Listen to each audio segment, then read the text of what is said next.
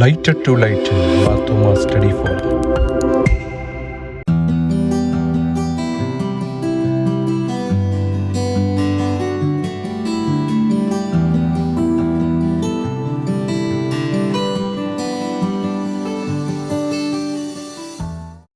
കർത്താവിൽ പ്രിയരെ, light to light Marthoma study ഫോറത്തിന്റെ 306ാമത് ലൈവ് വെബിനാർ നമുക്കിപ്പോൾ ഇവിടെ സമാരംഭിക്കാം.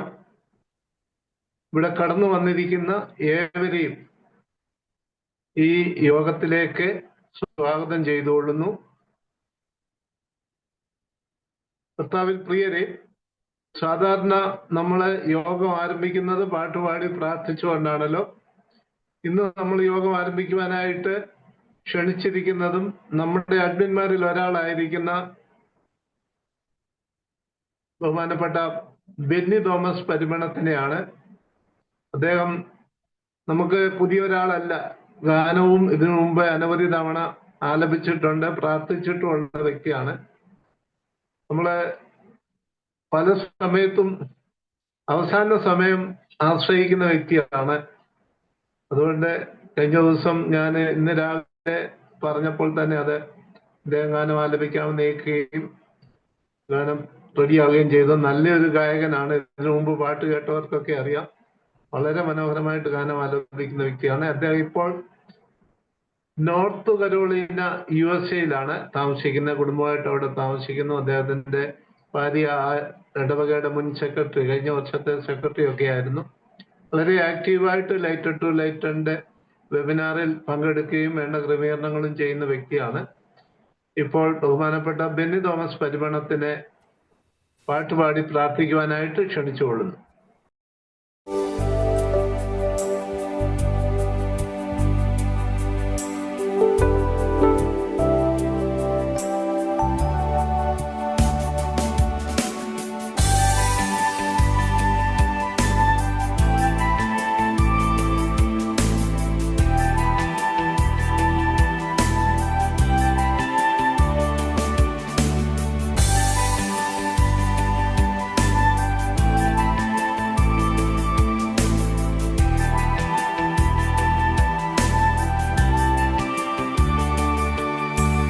എന്നെ നടത്തും ആ പൊന്നുകരമോ ഒരു നാളിലും കുറുകിയിട്ടില്ല.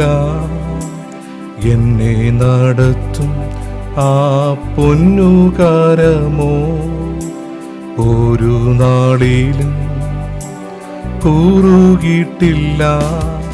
എൻ ശബ്ദം കേൾക്കുന്ന ഒരു കാതനിക്കുണ്ട്, ഒരു നാളും മന്ദമാകില്ല. എൻ ശബ്ദം കേൾക്കുന്ന ഒരു കാതനിക്കുണ്ട്, ഒരു നാളും മന്ദമാകില്ല. ഹല്ലേ ഹല്ലേലൂയ പാടിയിടും അഭുജബലത്താൽ നടത്തിയതാൽ. ഹല്ലേ ഹല്ലേലൂയ പാടിയിടും ഇമ്പസ്വരത്താൽ നയിച്ചതിനാൽ. ഹല്ലേ ഹല്ലേലൂയ പാടിയിടും അഭുജബലത്താൽ നടത്തിയതാൽ. ഹല്ലേ ഹല്ലേലൂയ പാടിയിടും ഇമ്പസ്വരത്താൽ നയിച്ചതിനാൽ.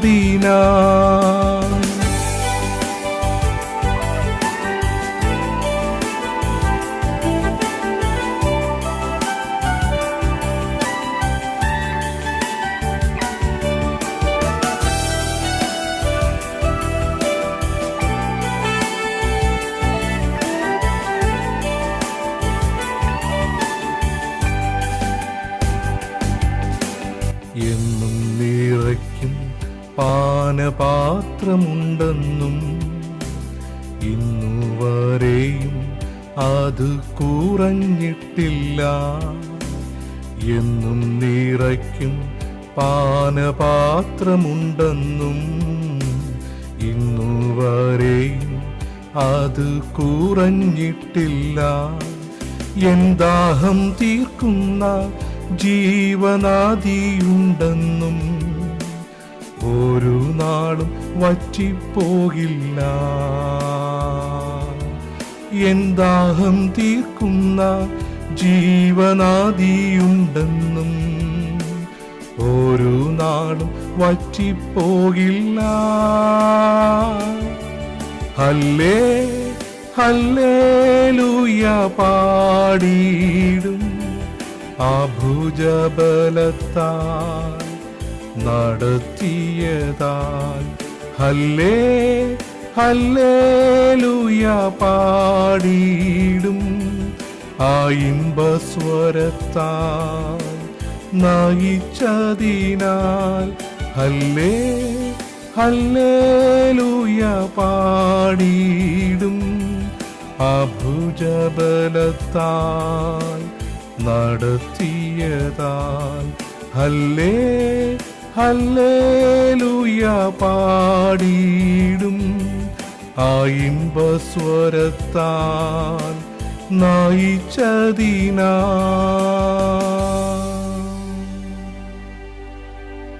മുഖർ പ്രാർത്ഥിക്കാം. സ്നേഹവാനായ ദൈവമേ, നല്ല സമയത്തിനായ ദൈവത്തിന് സ്തോത്രം. Light to light Marthoma study ഫോറത്തിൻ്റെ വെബിനാറായിട്ട് ഇന്ന് കൂടിയിരുവാൻ തക്കവണ്ണം അവിടുന്ന് ഇടയാക്കിയതിനെ ഓർത്ത് ദൈവത്തെ സ്തുതിക്കുന്നു, സ്തോത്രം ചെയ്യുന്നു. നാളിതുവരെ കർത്താവെ ഞങ്ങളുടെ വെബിനാറിൽ വ്യാപരിച്ച എല്ലാ കൃപകൾക്കായും ദൈവത്തിന് സ്തോത്രം. ഇന്നത്തെ വെബിനാറിലും ആദ്യോടന്തം ദൈവസാന്നിധ്യം കൂടെ ഉണ്ടായിരിക്കണമേ. കർത്താവെ, വെബിനാറിന് നേതൃത്വം നൽകുന്ന എല്ലാവരെയും അനുഗ്രഹിക്കണേ. പ്രത്യേകിച്ച് ഇന്ന് വെബിനാറിൽ ലോകത്തിൻ്റെ പല ഭാഗങ്ങളിൽ നിന്നും കർത്താവെ ഈ സൂം മീറ്റിങ്ങിലായിരിക്കുന്ന സകലരെയും അവിടുത്തെ കരങ്ങളിലേക്ക് സമർപ്പിക്കുന്നു. കർത്താവെ, വെബിനാറിലൂടെ അനേകം കാര്യങ്ങൾ കർത്താവെ കഴിഞ്ഞ 5 വർഷമായിട്ട് ഞങ്ങൾക്ക് പഠിക്കുവാനായി കേൾക്കുവാനായി ഒക്കെയും സാധിച്ചതിനെ ഓർത്ത് ദൈവത്തെ സ്തുതിക്കുകയാണ്. കർത്താവെ, പ്രത്യേകിച്ച് ഇന്നും ദൈവമേ ഒരു പുതിയ വിഷയമായിട്ട് കർത്താവെ ഞങ്ങൾ വെബിനാർ ആരംഭിക്കുകയാണെന്നുവല്ലോ. ഇന്ന് വെബിനാറിന് നേതൃത്വം നൽകുന്ന പ്രിയപ്പെട്ട റോജിൻ പൈനമൂണിനെ ഓർത്ത് പ്രാർത്ഥിക്കുന്നു. കർത്താവെ, അവിടുന്ന് അനുഗ്രഹിക്കണമേ. നാളിതുവരെ കർത്താവ് വെബിനാറിന് നേതൃത്വം കൊടുത്ത പല വിഷയങ്ങൾ അവതരിപ്പിച്ച എല്ലാവരെയും അവിടുന്ന് അനുഗ്രഹിക്കുമാറാകണമേ. കൃപയിൽ എല്ലാവരെയും കാത്തുകൊള്ളണമേ. എന്ന് ഞങ്ങൾക്ക് കേൾക്കുന്ന വിഷയം കർത്താവെ ഞങ്ങളുടെ അറിവിനെ വർദ്ധിപ്പിക്കുവാൻ, കർത്താവെ അതിനോട് താതാത്മ്യം ചെയ്ത് കർത്താവെ ഞങ്ങളുടെ അറിവിനെ പുതുക്കുവാൻ തക്കവണ്ണം അവിടുന്ന് സഹായിക്കണമേ. കർത്താവെ, ഇന്ന് മോഡറേറ്ററായിട്ടിരിക്കുന്നവരെ കർത്താവെ അങ്ങനെ പല കാര്യങ്ങൾ നേതൃത്വം കൊടുക്കുന്ന സകലരെയും സമർപ്പിച്ച് പ്രാർത്ഥിക്കുന്നു. ദൈവകൃപയിൽ എല്ലാവരെയും കാത്തുകൊള്ളണം. യേശു കർത്താവ് മൂലം താഴ്മയെ യാചിക്കുന്നു. പിതാവെ, കേൾക്കണമേ. ആമീൻ. വളരെ മനോഹരമായ ഒരു ഗാനവും അർത്ഥവത്തായ ഒരു പ്രാർത്ഥനയുമാണ് പ്രിയ ബെന്നി തോമസ് പരിമളം നടത്തിയത്. വളരെ അർത്ഥപൂർണമായ വരികളായിരുന്നു ഗാനത്തിൻ്റെത്. പ്രാർത്ഥനയിലും ആ ഒരു ശരിക്കും ഈ യോഗത്തിന് ഉതകുന്ന രീതിയിലുള്ള ഒരു പ്രാർത്ഥനയുമായിരുന്നു. പ്രത്യേക നന്ദി അറിയിക്കുന്നു. കർത്താവിൽ പ്രിയരെ, light to light Marthoma study ഫോറത്തിന്റെ തുടർച്ചയായിട്ടുള്ള 306ാമത്തെ ലൈവ് വെബിനാറാണ് ഇപ്പോൾ ഇവിടെ നടക്കുന്നത്. കഴിഞ്ഞ കാലഘട്ടങ്ങളിൽ ഇതുപോലെ വെബിനാർ നടത്തുവാനായിട്ട് വ്യാപരിച്ച എല്ലാ ദൈവകൃപയ്ക്കായിട്ടും സ്തുതിസ്തോത്രങ്ങൾ അർപ്പിക്കുന്നു. ഇന്ന് നമ്മുടെ മോഡറേറ്ററായിട്ട് നമ്മൾ ക്ഷണിച്ചിരിക്കുന്നത് നമുക്ക് ഏവർക്കും പരിചിതനായ ബഹുമാനപ്പെട്ട റവറൻ ഡോക്ടർ അലക്സാണ്ടർ എ തോമസിനെയാണ്. അച്ഛനെ സംബന്ധിച്ച് ഒരു ആമുഖത്തിന്റെ ആവശ്യമില്ല. അച്ഛൻ നമ്മുടെ വെബിനാറിൽ ഇതിനോടകം പലതവണ പ്രഭാഷണം നടത്തുകയും പലവട്ടം മോഡറേറ്ററായിട്ട് ഇരിക്കുകയും അതുപോലെ പ്രാർത്ഥിക്കുകയും ഒക്കെ ചെയ്തിട്ടുള്ള വ്യക്തിയാണ്. അച്ഛൻ മാർത്തോമാ സഭയിലെ ഒരു സീനിയർ പട്ടക്കാരനാണ്. അറിയപ്പെടുന്ന ഒരു കൺവെൻഷൻ പ്രാസംഗികൻ കൂടിയാണ്. അതുപോലെ തന്നെ സോഷ്യൽ മീഡിയയിൽ വളരെ സജീവമായിട്ട് ഇൻവോൾവ് ചെയ്യുന്ന ഒരു വ്യക്തിയാണ്. ജീവമന്ന എന്ന പേരില് തുടർച്ചയായിട്ടുള്ള ലേഖന പരമ്പരകളും വീഡിയോ പരമ്പരകളും അച്ഛന്റെ പേരിൽ നടക്കുന്നുണ്ട്. അത് എല്ലാവർക്കും അനുഗ്രഹപ്രദമായ ഒരു സുവിശേഷ പ്രവർത്തനമാണ്. സഭയുടെ ആണെങ്കിലും ഭദ്രാസന കൗൺസിലുകളിലും മറ്റു പല രീതിയിലും സഭയുടെ പ്രവർത്തനങ്ങളിൽ വളരെ സജീവമായിട്ട് പ്രവർത്തിച്ച അച്ഛനാണ്.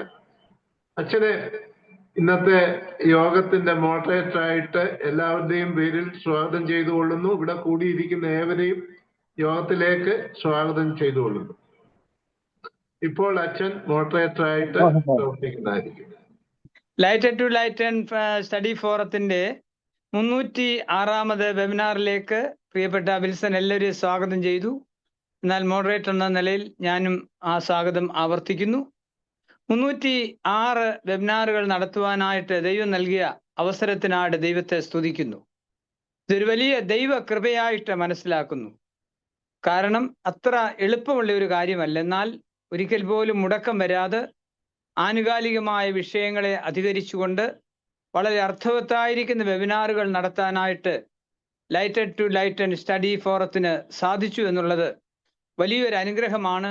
അതിൻ്റെ ദൈവകൃപയോർത്ത് ദൈവത്തെ സ്തുതിക്കുന്നു. മാത്രമല്ല, അനേക വിഷയങ്ങൾ ലോകത്തിൻ്റെ വിവിധ സ്ഥാനങ്ങളിൽ ഇരുന്നു കൊണ്ട് ഒരുപോലെ പഠിക്കുവാനും ചർച്ച ചെയ്യുവാനും സാധിക്കുന്ന ഒരു മനോഹരമായ സന്ദർഭം ആധുനിക കാലഘട്ടത്തിൻ്റെ സാധ്യതകളെ ഇപ്രകാരം നമ്മൾ ഉപയോഗിക്കുന്നു. ഇതൊരു വലിയ നേട്ടമാണ്. അധികം ആമുഖത്തിലേക്ക് ഞാൻ കടക്കുന്നില്ല. ഇന്നത്തെ വെബിനാറിൽ മുഖ്യ പ്രഭാഷണം നടത്തുന്നത് Gulf Malayali Christian writers forum secretary ആയിരിക്കുന്ന പ്രിയപ്പെട്ട റോജിൻ പൈനമൂടാണ്. വിഷയം കേരള ക്രൈസ്തവരുടെ പൈതൃകവും സംസ്കാരവും, the heritage and culture of Kerala Christians. Kerala ക്രൈസ്തവരുടെ പൈതൃകവും സംസ്കാരവും ഒക്കെ വളരെയധികം ചോദ്യം ചെയ്യപ്പെട്ടുകൊണ്ടിരിക്കുന്ന ഒരു കാലഘട്ടമാണ്. പല ചരിത്രകാരന്മാരും ഈ കേരള ക്രൈസ്തവരുടെ പൈതൃകവും സംസ്കാരവും ഒക്കെ അവരുടെ രീതിയിൽ വ്യാഖ്യാനിക്കപ്പെട്ടിട്ടൊക്കെയുണ്ട്. എന്നാൽ ഈ വിഷയത്തെക്കുറിച്ച് നമ്മൾ കാര്യമായി മനസ്സിലാക്കണം. വളരെ ആഴത്തിലുള്ളതായിരിക്കുന്ന ഒരു പൈതൃകവും സംസ്കാരവും കേരള ക്രൈസ്തവർക്കുണ്ട് എന്ന വസ്തുത ആർക്കും നിഷേധിക്കാനായിട്ടാവില്ല. ഇതിനെക്കുറിച്ച് വളരെ ഗഹനമായിരിക്കുന്ന ഒരു അറിവ് നമുക്ക് അനിവാര്യമാണ്. ശ്രദ്ധേയമായ വിഷയം, ഈ വിഷയത്തിൽ വളരെ പ്രാവീണ്യമുള്ള ശ്രീ റോജിൻ പൈനമൂട് നമ്മോട് പങ്കിടുന്നു. അദ്ദേഹത്തെക്കുറിച്ച് നമ്മുടെ റൈറ്റപ്പിലൊക്കെ നമ്മൾ കണ്ടു. എഴുത്തുകാരൻ, സാമൂഹ്യ പ്രവർത്തകൻ, പത്രപ്രവർത്തകൻ, അഖില കേരള ബാലജന സഖ്യത്തിൻ്റെ പ്രവർത്തനങ്ങളിൽ കൂടെ മുമ്പിൽ വന്നതായിരിക്കുന്ന ഒരു എഴുത്തുകാരൻ. ഇങ്ങനെയൊക്കെ അനേക വിശേഷണങ്ങൾ പ്രിയപ്പെട്ട ജോർജ് പൈനമൂടിന് നൽകാനായിട്ടുണ്ട്. എന്നാൽ ഈ വിഷയത്തെക്കുറിച്ച് അദ്ദേഹത്തിന് വളരെ ആധികാരികമായിട്ട് പറയാനായിട്ട് കഴിയുമെന്നാണ് ഞാൻ കരുതുന്നത്. 24 വർഷമായി അദ്ദേഹം ദുബായിൽ പ്രവർത്തിക്കുന്നു. സാഹിത്യ സാമൂഹ്യ രംഗത്ത് അദ്ദേഹം ഒരു സജീവ സാന്നിധ്യമാണ്. സൂചിപ്പിച്ചതുപോലെ അഖില കേരള ബാലജന സഖ്യം അദ്ദേഹത്തിൻ്റെ വളർച്ചയുടെ പടികളിൽ അദ്ദേഹത്തെ സഹായിച്ചിട്ടുണ്ട്. അനേക ലേഖനങ്ങളും ഫീച്ചറുകളും അദ്ദേഹം തയ്യാറാക്കിയിട്ടുണ്ട്. എന്നാൽ മറ്റൊരു വലിയ സവിശേഷത, സഭാ ചരിത്രത്തിൽ അദ്ദേഹം വളരെ ശ്രദ്ധേയനാണ്. അദ്ദേഹം സഭാ ചരിത്രത്തെക്കുറിച്ച് ഭംഗിയായി മനസ്സിലാക്കുകയും പഠിക്കുകയും ആ കാര്യങ്ങളെക്കുറിച്ചൊക്കെ പല രീതിയിൽ എഴുതുകയും ഒക്കെ ചെയ്യാനായിട്ട് ശ്രമിച്ച ഒരു വ്യക്തിയാണ്. അതുകൊണ്ട് ഇങ്ങനെ ബഹുമുഖമായിരിക്കുന്ന മേഖലകളിൽ പ്രവർത്തിക്കുന്നതും എഴുതുന്നതുമായിരിക്കുന്ന ശ്രീ റോജിനെ നമുക്ക് ലഭിച്ചത് വളരെ സന്തോഷകരമാണ്. ലഭ്യമായതിൽ സന്തോഷിക്കുന്നു. അധികം വാക്കുകളൊന്നും ഞാൻ വിശദീകരിക്കാനായിട്ട് ശ്രമിക്കുന്നില്ല. വളരെ സ്നേഹാദരവോടുകൂടി അദ്ദേഹത്തെ നമ്മുടെ ഈ വെബിനാർ നയിക്കാനായിട്ട് ക്ഷണിക്കുന്നു. നമുക്കിതെല്ലാം അനുഗ്രഹമാകട്ടെ, നമുക്ക് നല്ല ചർച്ചകളും ചിന്തകളും ഒക്കെ ഉണ്ടാകട്ടെ എന്ന് പ്രാർത്ഥിക്കുകയും ആശംസിക്കുകയും ചെയ്യുന്നു. എല്ലാവർക്കും സായാഹ്ന വന്ദനം. എൻ്റെ പേര് റോജിൻ പൈനമൂട്. അച്ഛൻ 2 പ്രാവശ്യം പറഞ്ഞപ്പോഴും ജോർജ് എന്ന പേര് അതിനകത്തേക്ക് വന്നു. സാരമില്ല, റോജിൻ പൈനമൂട് എന്നാണ് എൻ്റെ പേര്. വളരെ സന്തോഷം ഇത്തരത്തിലൊരു അവസരം ലഭിച്ചതിൽ. പ്രത്യേകിച്ച് ഒരു മുഖവരിയായി തന്നെ പറയണമെന്ന് തന്നെ കരുതിയ ചില കാര്യങ്ങളുണ്ട്. അത് മറ്റൊന്നുമല്ല, ഞാൻ എൻ്റെ സഭയെ പണിയും, പാതാള ഗോപുരങ്ങൾ അതിനെ ജയിക്കയില്ല. ഈ വാക്യത്തിന് ഏറ്റവും കൂടുതൽ അർത്ഥവും വ്യാപ്തിയൊക്കെ ഉണ്ടായത് കോവിഡ് വളരെയധികം ശക്തമായ രീതിയിൽ നമ്മളെ മുറുകി പിടിച്ചപ്പോഴാണ്. ഒരുപക്ഷെ സമൂഹം മുഴുവൻ എങ്ങനെ പകച്ചു നിൽക്കുന്ന ഒരവസ്ഥയിൽ എങ്ങനെ സഭകൾ മുന്നോട്ട് പോകുമെന്ന് പോലും സംശയമുണ്ടായപ്പോഴാണ് ഇത്തരത്തിലുള്ള പ്ലാറ്റ്ഫോമുകളുടെ ഉദയം. ആ കൂട്ടത്തിലെ എല്ലാ സഭാ വ്യത്യാസമില്ലാതെ തന്നെ പല രീതിയിലുള്ള പ്ലാറ്റ്ഫോമുകളിലേക്ക് മാറുകയുണ്ടായി. സൂം അടക്കമുള്ള, വെബെക്സ് അടക്കമുള്ള പല പ്ലാറ്റ്ഫോമുകളിലേക്ക് മാറുകയുണ്ടായി. കാര്യങ്ങളൊക്കെ വളരെ ഭംഗിയായിട്ട് നടക്കുകയും ചെയ്തു. ഞാനിപ്പോൾ ഇത് കാണുമ്പോൾ തന്നെ ഞാൻ വളരെ സന്തോഷിക്കുന്നു. കാരണം ഞാൻ ഈ ഗ്രൂപ്പിൽ 1-2 തവണ ഞാൻ കയറിയിട്ടുണ്ട്. അതിൻ്റെ തുടക്ക കാലഘട്ടത്തിൽ 306 ആഴ്ചകൾ നിങ്ങൾ പിന്നിട്ടു എന്ന് പറയുന്നത് തന്നെ ഒരു വലിയ അഭിമാനമായ ഒരു കാര്യമായി തന്നെ ഞാൻ കാണുകയും ചെയ്യും. വളരെ അവിചാരിതമായിട്ടാണ് ഞാൻ ഈ കൂട്ടത്തിലേക്ക് ഇപ്പോൾ കടന്നു വരുന്നത്. എൻ്റെ പ്രിയ സുഹൃത്തും ബാലയണ സഖ്യത്തിൽ ഞങ്ങളുടെയൊക്കെ ജ്യേഷ്ഠനുമായ പ്രിയപ്പെട്ട ക്രൈസ്തവ സാഹിത്യ സംഘം തിരുവല്ലയിൽ പ്രവർത്തിക്കുന്ന പ്രിയപ്പെട്ട ബെഞ്ചമിൻ അലക്സ് നെല്ലിക്കാല, ഞങ്ങൾ ബെഞ്ചി എന്ന് വിളിക്കുന്ന ബെഞ്ചമിൻ അലക്സ് നെല്ലിക്കാലയാണ് പ്രിയപ്പെട്ട വിൽസൺ സാറുമായിട്ട് എന്നെ പരിചയപ്പെടുത്തുന്നത്. തുടക്കത്തിൽ അദ്ദേഹം തന്ന വിഷയങ്ങളൊക്കെ ഇച്ചിരി കടുകട്ടിയായ വിഷയങ്ങളായിരുന്നു. അപ്പം എൻ്റെ അടുത്ത് പറഞ്ഞു, അപ്പം പിന്നെ താങ്കൾക്ക് ഇഷ്ടമുള്ളൊരു വിഷയം തന്നെ പറയാമെന്ന് പറഞ്ഞു. ഞാൻ 1-2 വിഷയം പറഞ്ഞപ്പോഴും അത് ഏകദേശമൊക്കെ ഇവിടെ ചർച്ച ചെയ്ത വിഷയങ്ങളുമാണ്. അപ്പം ഞാൻ ഈ വിഷയത്തെക്കുറിച്ച് ഇങ്ങനെ പറഞ്ഞപ്പോൾ അതിൻ്റെ മുഖവരയിലേക്ക് കടക്കുന്നതിന് മുമ്പായിട്ട് എനിക്ക് വളരെ സന്തോഷം തോന്നി. കാരണം സ്കൂളിലും കോളേജിലും എൻ്റെ ജസ്റ്റ് സീനിയർ ആയിരിക്കുന്ന പ്രിയപ്പെട്ട ബെന്നി പരിമണം, അല്ലെങ്കിൽ ഞങ്ങൾ ബെന്നി തോമസ് എന്ന് വിളിക്കുന്ന ബെന്നിയാണ് ഇന്ന് ഈ യോഗം പ്രാർത്ഥിച്ച് പാടി ആരംഭിച്ചത്. Mavelikara Mattam Saint John's higher secondary സ്കൂളിൽ എൻ്റെ സീനിയറായിരുന്നു. കൂടാതെ ബിഷമൂർ കോളേജിലും മാവലിക്കലിലും അദ്ദേഹം എൻ്റെ സീനിയറായിരുന്നു. ബെന്നി മുഖാന്തരം ഞാൻ ഈ പല പ്രാവശ്യമാണെങ്കിൽ ബെന്നി ഈ ലൈവിലേക്ക് ഞാൻ പല പ്രാവശ്യം വന്നിട്ടുണ്ട്. ഞാനിങ്ങനെ കണ്ടിട്ടുണ്ട്, കേട്ടിട്ടുണ്ട്. പക്ഷെ നാളുകൾക്ക് ശേഷം വീണ്ടും ഇങ്ങനെ വ്യത്യസ്തമായ ടൈം സോണുകളിൽ ലോകത്തിന് വിവിധ ഭാഗങ്ങളിൽ ഇരുന്നു കൊണ്ട് നമുക്ക് ചില വിഷയങ്ങൾ ചർച്ച ചെയ്യാൻ വേണ്ടി കിട്ടിയ ഈ അവസരത്തെ ഞാൻ വളരെ സന്തോഷപൂർവ്വം സ്വീകരിക്കുകയും ചെയ്യുന്നു. പ്രിയപ്പെട്ട വിൽസൺ സാറ്, അതുപോലെ തന്നെ എന്നെ ഇടയ്ക്ക് ഫോണിൽ കിട്ടാഞ്ഞിട്ട് എന്നെ ഇവിടെ വിളിക്കുന്നത് പ്രിയപ്പെട്ട ബെൻസിയാണ്. അപ്പോൾ അദ്ദേഹം അത് പേര് പറഞ്ഞു കഴിഞ്ഞപ്പോൾ ഞാൻ അങ്ങോട്ട് ചോദിച്ചു. കാരണം എനിക്ക് 10-20 വർഷമായിട്ട് എനിക്ക് പരിചയം, നേരിട്ട് കണ്ടിട്ടില്ലെങ്കിൽ തന്നെ പരിചയമുള്ളൊരു വ്യക്തിയാണ്. എൻ്റെ ബോസും അദ്ദേഹവും തമ്മിൽ വളരെ വ്യക്തിപരമായ ബന്ധങ്ങളുള്ള ആളുകളാണ്. അപ്പം ഞാൻ അതും ചോദിച്ചു. ഇതെല്ലാം ഒരു കണക്ഷൻ പോലെ ഇങ്ങനെ വന്നപ്പോൾ ഒത്തിരി സന്തോഷമായിട്ട് തോന്നുന്നു. കൂടാതെ ഇത് ഞങ്ങളുടെ ചില സുഹൃത്തുക്കളുടെ ഇടയിലേക്കും ഞാനിത് അയച്ചു കൊടുക്കുകയുണ്ടായി. അതിൽ നിന്നൊക്കെ ചില സുഹൃത്തുക്കൾ ഇതിൽ പങ്കെടുക്കുന്നുണ്ട്. കൂട്ടത്തിൽ ഒരാൾ പ്രിയപ്പെട്ട ആനി എബ്രഹാമാണ്, ആനി മേരി എബ്രഹാം. പ്രിയപ്പെട്ട ദൈവദാസിയാണെങ്കിൽ ഡൽഹിയിൽ നിങ്ങളുടെ സഭാ കൗൺസിലിൻ്റെ മെമ്പർ കൂടിയാണല്ലോ. അപ്പോൾ ഒത്തിരി സന്തോഷം ഇങ്ങനെ പല മുഖങ്ങളെ കാണാൻ വേണ്ടി വന്നപ്പോഴത്തേനും. എൻ്റെ പ്രിയപ്പെട്ട സുഹൃത്തും സ്നേഹസേന കുട്ടികളുടെ മാസിക സ്നേഹസേനയുടെ മുൻ എഡിറ്റർ കൂടിയായ ഒരു ജെസ്യൂട്ട് പുരോഹിതനായ ഫാദർ വിൻസെന്റ് പെരേപ്പാടൻ ഈ സെമിനാറിൽ പങ്കെടുക്കുന്നു. എനിക്ക് വളരെ സന്തോഷം. അങ്ങനെ ഒട്ടനവധി പരിചയമുള്ള മുഖങ്ങൾ. ഒരു ആസ്വാദകനും എഴുത്തുകാരൻ കൂടിയായ DK രാജേഷ് കുമാർ പങ്കെടുക്കുന്നു. അങ്ങനെ എനിക്കറിയാവുന്ന ഒത്തിരി പേര് ഇതിനകത്ത് പങ്കെടുക്കുന്നു. ഒത്തിരി സന്തോഷം തോന്നുന്ന ഒരു അവസരം. ഇവിടെ ഇപ്പോൾ ദുബായിൽ ഇപ്പോൾ സമയം 7:30 ആകാൻ വേണ്ടി പോകുന്നു.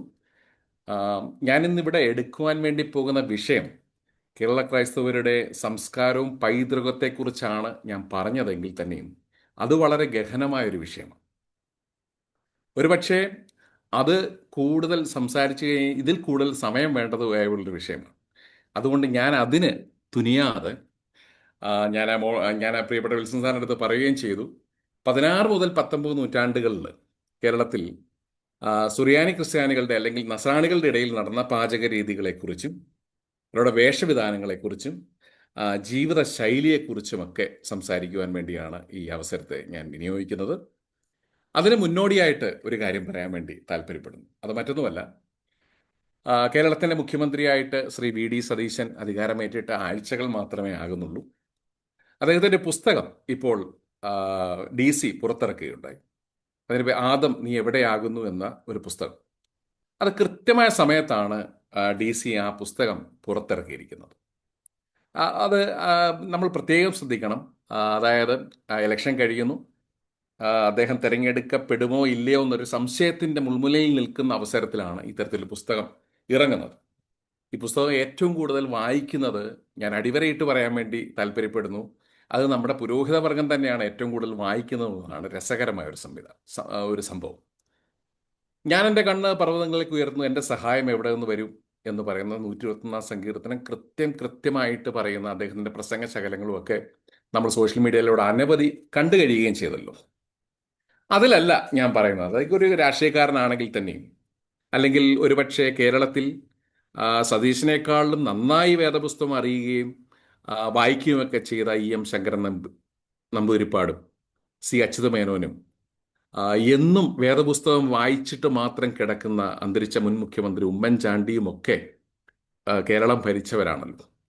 അവർക്കൊന്നുമില്ലാത്തൊരു സവിശേഷത സതീശനിലുണ്ടായിരുന്നു. ഞാൻ ഒരിക്കലും രാഷ്ട്രീയം പറയുവാണെന്ന് നിങ്ങൾ കരുതുകയും ചെയ്യരുത്. അദ്ദേഹം തനിക്ക് കിട്ടിയ അവസരത്തെ തക്കത്തിൽ വിനിയോഗിച്ചു. നമ്മുടെ യേശുവിൻ്റെ ഇരുവശത്തും കിടന്ന കള്ളന്മാരിൽ ഒരാളെ പോലെ സമയത്തെ തക്കത്തിൽ ഉപയോഗിക്കുക എന്നുള്ളതാണ്. ഞാൻ സതീശൻ കള്ളനാണെന്നല്ല പറയുന്നത്, ഒരിക്കലും അങ്ങനെ ആരും തെറ്റിദ്ധരിക്കുകയും ചെയ്യരുത്. തക്കത്തിൽ ഉപയോഗിക്കുന്ന ഒരവസരത്തിൽ തീർച്ചയായിട്ടും മിടുക്കനായിരുന്നു സതീശൻ എന്ന് പറയുന്ന വ്യക്തി. ഈ അടുത്തിടെ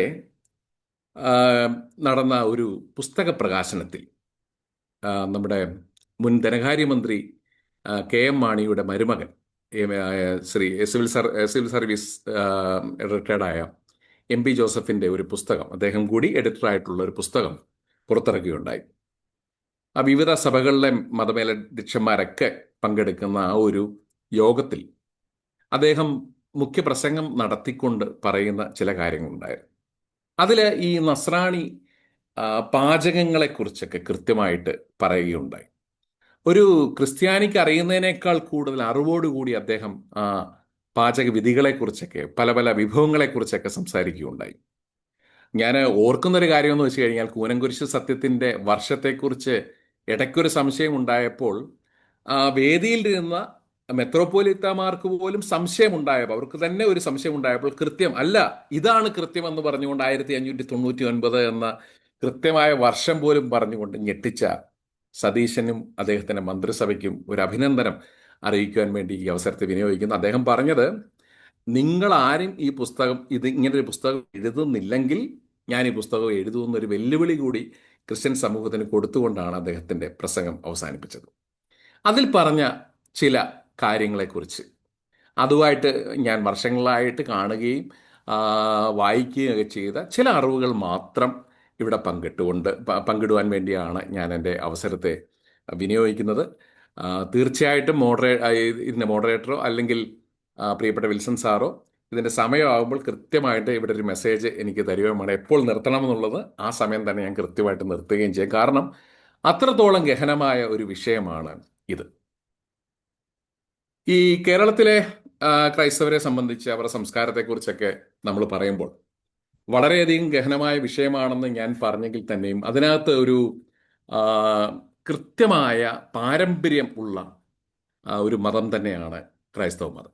യൂറോപ്പിലും അറേബ്യൻ രാജ്യങ്ങളിലൊക്കെ പ്രചരിക്കുന്ന കാലത്ത് തന്നെ ഈ ഹൈന്ദവ, ബുദ്ധ, ജൈന മതങ്ങൾ നിലനിന്നിരുന്ന ഭാരതത്തിൻ്റെ തെക്കേ അറ്റത്ത് കേരളത്തിലും ഈ മതം തുടക്കം കുറിച്ചു എന്ന് പറയുന്നത് വളരെയധികം ചിന്തനീയമായ ഒന്നാണ്.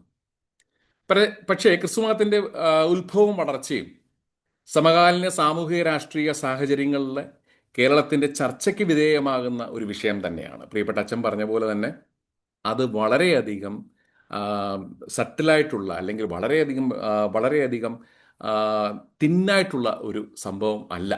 വളരെയധികം കൃത്യമായ വിശദീകരണങ്ങളും കാര്യങ്ങളൊക്കെ വേണം. അതൊക്കെ ചർച്ച ചെയ്യാൻ വേണ്ടി എന്നെ പോലെയുള്ള ഒരു വ്യക്തി അശക്തനുമാണ്. എങ്കിൽ തന്നെയും പരിമിതമായ അറിവുകൾക്കിടയിൽ നിന്നുകൊണ്ട് നിങ്ങളോട് സംവദിക്കുവാനാണ് ഞാൻ ഈ അവസരത്തെ വിനിയോഗിക്കുന്നത്. കേരള ക്രൈസ്തവരുടെ പാചക രീതികളും വേഷവിധാനങ്ങളും ശൈലികളുമൊക്കെ കുറിച്ച് സംസാരിക്കുവാൻ വേണ്ടി ഈ അവസരത്തെ വിനിയോഗിക്കുന്നു. ഈ നസ്രാണി രുചിലോകത്തെക്കുറിച്ച് തന്നെ നമുക്ക് പറയാം. കാരണം ഭക്ഷണമാണല്ലോ ഒരു മനുഷ്യൻ്റെ ഏറ്റവും ഇഷ്ടമുള്ള ഒരു വിഭവം. ലോകമനുഷ്യൻ പറയാറുണ്ട്, കാരണം മനുഷ്യൻ ജീവിക്കുന്നത് ഭക്ഷിക്കുവാൻ വേണ്ടി മാത്രമാണെന്ന് ലോകമനുഷ്യർ പറയാറുണ്ട്. അപ്പോൾ കേരളത്തിന് പൊതുവായിട്ടൊരു ഭക്ഷ്യ സംസ്കാരം ശരിക്കും പറഞ്ഞാൽ ഇല്ലെന്ന് തന്നെ നമുക്ക് വേണേൽ പറയാം. അപ്പം അതുകൊണ്ട് ഭക്ഷണത്തെക്കുറിച്ച് തന്നെ സംസാരിച്ചുകൊണ്ട് ഞാൻ ഇന്നത്തെ ഈ സംസാരം ആരംഭിക്കുവാൻ വേണ്ടി തുടങ്ങുകയാണ്. പ്രത്യേകിച്ച് ഈ മലയാളിയാണെങ്കിൽ ഞങ്ങളുടെ പ്രത്യേകിച്ച് മധ്യ തിരുവിതാംകൂറിലൊക്കെ, ഞാൻ മാവേലിക്കര സ്വദേശിയാണ്, നിങ്ങൾ കേട്ടതുപോലെ മാവേലിക്കര സ്വദേശിയാണ്. ഞങ്ങളുടെ അവിടെയൊക്കെ ഈ കൂട്ടാൻ എന്നാണ് പറയുന്നത്. ഒരു പക്ഷേ കേരളത്തിൽ മുഴുവനും അങ്ങനെ തന്നെ ആയിരിക്കും പറയുന്നത്, അല്ലേ? അപ്പം കറിക്കൂട്ടുകളും ഉപവസ്തുക്കളും നാടുകൾ തോറും വ്യത്യസ്തമാണ്. അപ്പം ഞാൻ ഇവിടെ എൻ്റെ പ്രവാസ ജീവിതം ആരംഭിച്ചപ്പോഴത്തേനെ വടക്ക് നിന്നുള്ള ഈ കണ്ണൂർ, കോഴിക്കോട് ഭാഗത്തുള്ളവരൊക്കെ എൻ്റെ കൂടെ താമസിക്കുന്നുണ്ടായിരുന്നു. അപ്പം അവരെ സംബന്ധിച്ച് അവർ പറയുന്നത് വെച്ചാൽ ഈ ഉപ്പേരി എന്ന് പറയുന്നത് നമ്മുടെ നാട്ടിലെ തോരൻ അല്ലെങ്കിൽ മെഴുക്കുവരട്ടി പോലുള്ള സംഭവത്തിനാണ് ഉപ്പേരി എന്ന് പറയുന്നത്. അത് എനിക്കൊരു വളരെ വ്യത്യസ്തമായിട്ട് തോന്നുകയുണ്ടായി. ഇപ്പം ഈ കറിവേപ്പിലയ്ക്കാണെങ്കിൽ അവർ പറയുമ്പോഴത്തേനെ ചപ്പെന്നാണ് പറയുന്നത്. ചപ്പെന്ന് പറയുമ്പോഴും നമ്മുടെ ഭാഗത്തോട്ട് വരുമ്പോഴത്തേന് ചപ്പ് ചവറുകളുടെ കൂട്ടത്തിലേക്ക് വരുന്നത്. കറിവേപ്പില എന്ന് പറയുന്നതിന് പകരം ചപ്പെന്നാണ് അവർ പറയുന്നത്. അപ്പം ഇങ്ങനെ വ്യത്യസ്തമായ ഭാഷകളിലെ വ്യത്യാസങ്ങളൊക്കെ ഉണ്ടാകുന്ന ഒരു രീതിയിലുണ്ടായിരുന്നു. ഈ പറഞ്ഞതിൻ്റെ കൂട്ട് തന്നെ നമ്മുടെ പ്രാദേശികമായി രൂപപ്പെട്ട പല തീൻമുറകൾക്കും ഒരു ഏകീകരണം ഉണ്ടായത് നഗരവൽക്കരണത്തിൽ കൂടി മാത്രമാണ്.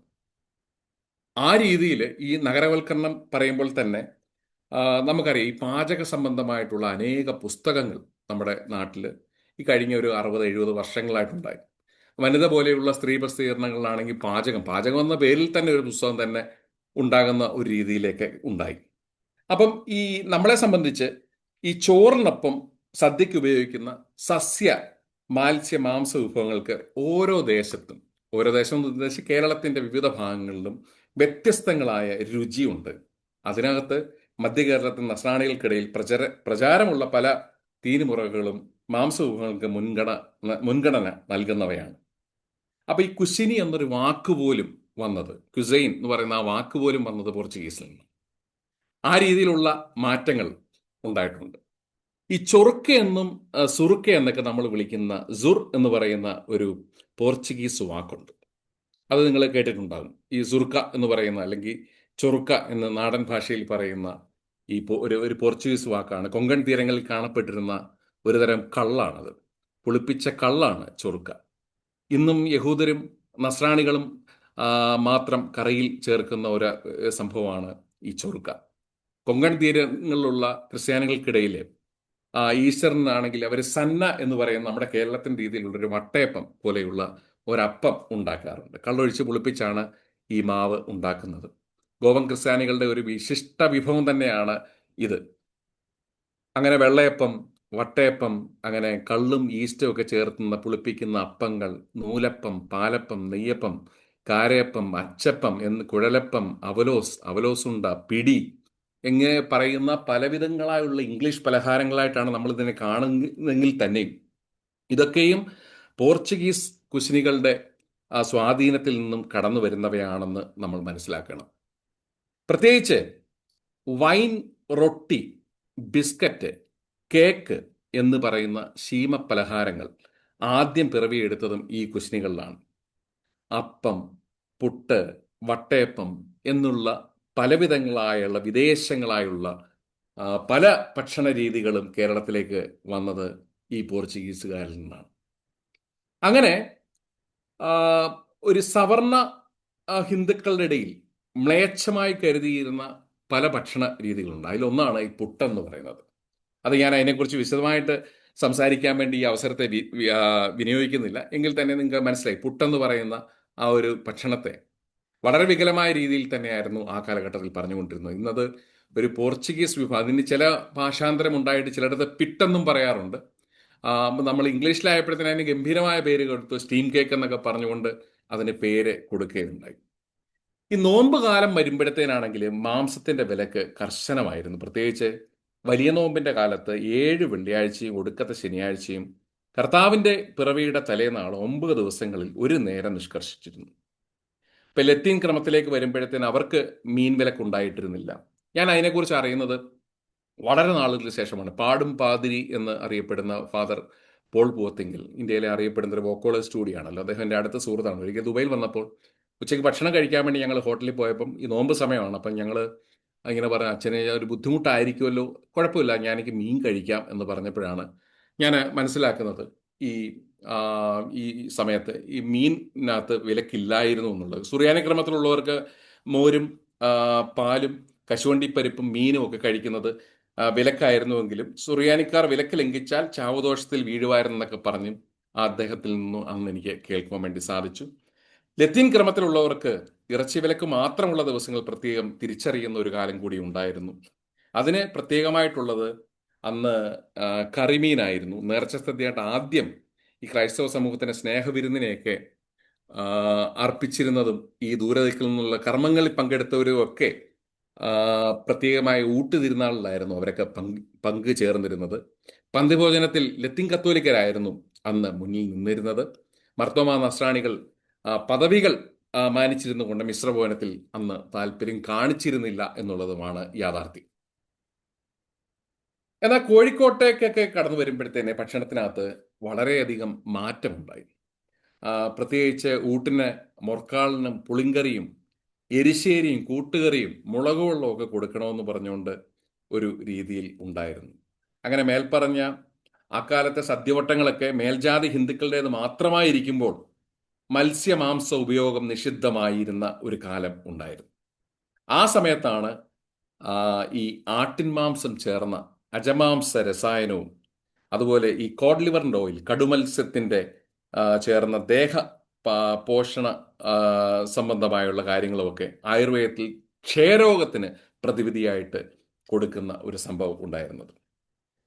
അങ്ങനെ ഭക്ഷണത്തിൻ്റെ കാര്യത്തിലേക്ക് വന്നു കഴിയുമ്പോഴത്തേന് പ്രിയപ്പെട്ട സതീശൻ അന്ന് മുഖ്യമന്ത്രി സതീശൻ അന്ന് പറഞ്ഞൊരു കാര്യമുണ്ട്. ഈ താറാവിൻ്റെ കറിയെക്കുറിച്ചാണ്.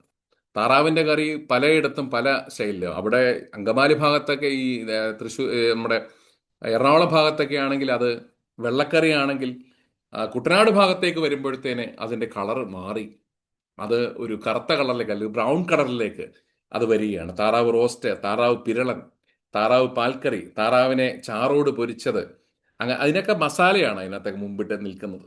അങ്ങനെ കുട്ടനാടിൻ്റെ പ്രിയങ്കരമായ വിഭവമായിട്ട് താറാവിൻ്റെ കറി മാറുന്നില്ലേ, താറാവിൻ്റെ മപ്പാസ്.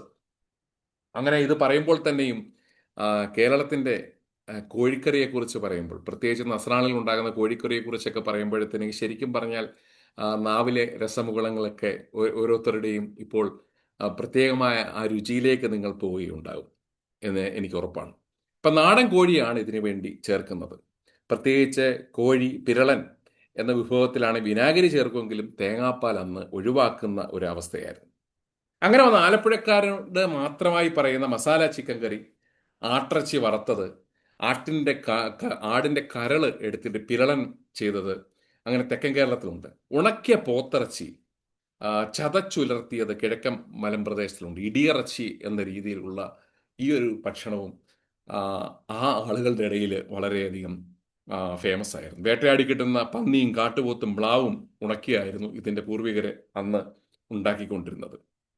ഈ വിന്താലു എന്ന് പറയുന്ന ഒരു പ്രത്യേക രീതിയിലുള്ള ഭക്ഷണം, മാട്, പന്നി, പോത്ത് വിഭവങ്ങൾ വിനാഗിരിയിലിട്ട് ഗോവയിൽ നിന്നാണ് നമ്മുടെ നാട്ടിലേക്ക് ഇത് കടന്നു വരുന്നത്. മാട്ടിറച്ചി വിനാഗിരി ചേർത്ത് അച്ചാറിടുന്ന രീതി ആദ്യകാലത്തൊക്കെ ഉണ്ടായിരുന്നു. ആ കൂട്ടത്തിൽ തന്നെയാണ് കട്ട്ലേറ്റ് വിഭവങ്ങൾ ഇംഗ്ലീഷുകാരിലും ക്രിസ്ത്യാനികൾക്ക് പകർന്ന് കിട്ടുന്നത്.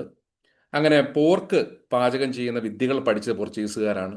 ആട്ടിൻ ബ്രാത്ത് എന്ന് പറഞ്ഞുകൊണ്ട് സൂപ്പ്, അതും പോർച്ചുഗീസുകാരുടെ രീതിയിൽ നിന്ന് തന്നെ വന്നതാണ്. ആട്ടിൻ്റെ തല കൊണ്ടുള്ള സൂപ്പ് ഉണ്ടാക്കിക്കൊണ്ട് ഒരു ഇംഗ്ലീഷ് രീതിയിലുള്ള ആംഗ്ലോ ഇന്ത്യൻ രീതിയിലുള്ള ഭക്ഷണക്രമങ്ങളൊക്കെ കൊണ്ടുവന്നതും പോർച്ചുഗീസുകാരുടെ ഒരു സംഭാവന തന്നെയാണ്. നമ്മുടെ നാട്ടിൽ നമ്മൾ എപ്പോഴും പറയുന്ന ഒരു ഇതുണ്ട്, ഊണിന് പ്രത്യേകിച്ച് ചോറിന് മറ്റു കൂട്ടാനൊന്നും ഇല്ലെങ്കിലും അല്പം ചമ്മന്തിയും ഒരു ഉണക്കമീനും ഉണ്ടെങ്കിൽ കാര്യം കുശാലാണെന്ന് പറയുന്നവരുണ്ട്. തൈരും കൂടെ ഉണ്ടെങ്കിൽ കാര്യം ഗംഭീരമാണെന്ന് പറയുന്ന ഒരു കാലമുണ്ടായിരുന്നു നമുക്ക്. പക്ഷെ ഇപ്പോൾ ഉണക്കമീനിൻ്റെ ഉപയോഗം വളരെ കുറവായിക്കൊണ്ടിരിക്കുകയാണ്. കാരണം അത് ക്യാൻസറിന് കാരണമാകുമെന്ന് പറഞ്ഞുകൊണ്ട് അതിനെ വിലക്കുകൾ വന്നുകൊണ്ടിരിക്കുന്ന ഒരു കാലമാണ്. ഇപ്പം പുഴമീൻ കിട്ടുന്ന മലപ്രദേശങ്ങളിൽ ഉണക്കമീനിന് തീന്മേശയിലേറെ പ്രസക്തി ഉണ്ടായിരുന്നൊരു കാലമുണ്ട്. 1784 പാറമേക്കൽ തോമാക്കത്തനാർ വർത്തമാന പുസ്തകം എഴുതുന്നത്. അതിനകത്ത് വരെ ഈ ഉണക്കമീനിനെ കുറിച്ച് പറയുന്നുണ്ട്. അന്ന് താകര എന്ന പേരിലാണ് ഉണക്കമീനിനെ കുറിച്ച് പറഞ്ഞിരുന്നത്. അന്ന് കപ്പൽ യാത്രക്കാരുടെ വിശിഷ്ട ഭോജ്യമായിരുന്നു ആടും കോഴിയും പിന്നെ ഈ പറയുന്ന താകരം എന്ന് പറയുന്ന ഉണക്കമീനുമൊക്കെ.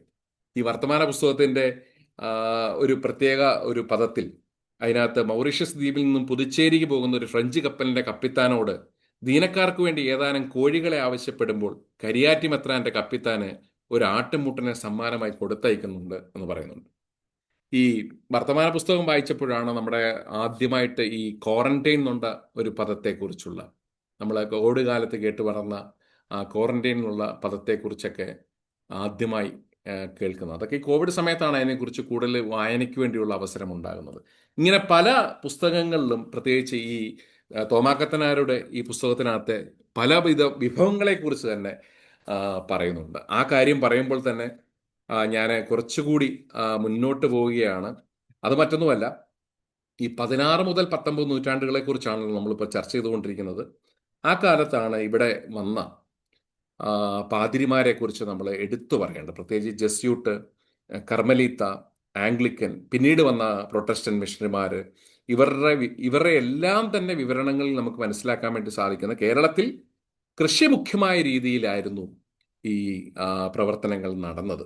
വിദേശ സന്യാസി സമൂഹത്തിന്റെ ആശ്രമങ്ങളിലെല്ലാം തന്നെ അവർ രീതിയിലുള്ള തോട്ടങ്ങളിലുള്ള വിളകളും പ്രത്യേക കൃഷി രീതികളൊക്കെ ഈ മിഷണറിമാരാണ് നമ്മുടെ രീതിയിലേക്ക് കൊണ്ടുവന്നത്.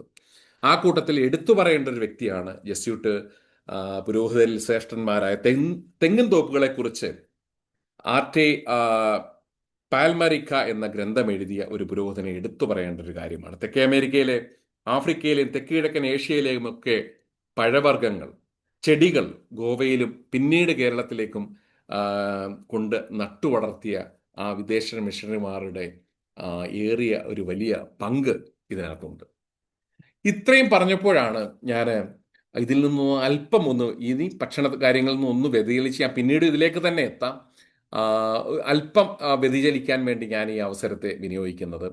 അത് മറ്റൊന്നുമല്ല, ഈ ബാസൽ മിഷന്റെ പ്രവർത്തനം കേരളത്തിലും അതുപോലെ തന്നെ തെക്കേ ഇന്ത്യയിലുമാണെങ്കിൽ ഭയങ്കരമായ നമ്മുടെ നാടിൻ്റെ വികസനങ്ങളിൽ വളരെയധികം ശ്രദ്ധ ഉണ്ടാക്കിയ ഒരു സംഭവം തന്നെയാണ് ബാസൽ മിഷന്റെ. പ്രത്യേകിച്ച് ബാസൽ മിഷണറിമാരെ കുറിച്ച് നിങ്ങൾക്കറിയാം. ഞാൻ പലപ്പോഴും ആ ഒരു സഭയെക്കുറിച്ചും അല്ലെങ്കിൽ ആ ഒരു മിഷനെക്കുറിച്ചും അതിലെ പ്രവർത്തകരെക്കുറിച്ചും ഒക്കെ വലിയ രീതിയിൽ തന്നെ ഗവേഷണം നടത്തുന്ന ഒരു കാലം ഉണ്ടായിരുന്നു. അതിനുശേഷം അതിനകത്തുള്ള ഏറ്റവും പ്രഗത്ഭനായ ഒരു വ്യക്തി തന്നെ ഫോൾബ്രഷ്ട് നാഗൽ എന്ന് പറയുന്ന വി നാഗൽ, അദ്ദേഹത്തിന്റെ വോൾബ്രീറ്റ് നാഗൽ എന്നൊക്കെ പലയിടത്തും കാണുമെങ്കിൽ തന്നെയും ജർമ്മൻ ഭാഷയിൽ അദ്ദേഹത്തിന്റെ പേര് ഫോൾബ്രഷ്ട് നാഗൽ എന്ന് തന്നെയാണ്. അദ്ദേഹത്തിന്റെ പാട്ടൊക്കെ വളരെ പ്രശസ്തമാണല്ലോ. സമയമാരകത്തിൽ നിന്നുള്ള ആ പാട്ട്, അതിനെക്കുറിച്ച് ഒരു ഫീച്ചർ എഴുതാനൊക്കെ ഒരു അവസരം എനിക്കും ഉണ്ടായിട്ടുണ്ട്. അപ്പം ഈ ഒരു മിഷന്റെ, ഈ ബാസൽ മിഷൻ നമ്മുടെ നാട്ടിൽ കൊണ്ടുവന്ന ഒരു സംഭാവനകളെ കുറിച്ച് പറഞ്ഞില്ലെങ്കിൽ അത് തീർച്ചയായിട്ടും അത് ഒരു അനൗചിത്യമായി പോകും എന്ന് എനിക്ക് ഉണ്ട്. പ്രത്യേകിച്ച് മറ്റൊന്നുമല്ല, ഈ ബാസൽ മിഷനാണ് നമ്മുടെ നാട്ടിലെ ഈ പ്രത്യേകിച്ച് തെക്കേ ഇന്ത്യയിൽ ഈ നെയ്ത്ത് വ്യവസായവും അതുപോലെ ഈ കാക്കിത്തുണി, കാക്കി എന്നുള്ള കളർ തന്നെ അവരാണ് ഇതിന് നമുക്ക് സംഭാവന ചെയ്തത്. ദേശത്തിന് തന്നെ സംഭാവന. ബാസൽ മിഷൻ നടപ്പിലാക്കിയ പ്രധാന ഒരു വിപ്ലവം തന്നെ നെയ്ത്തായിരുന്നു.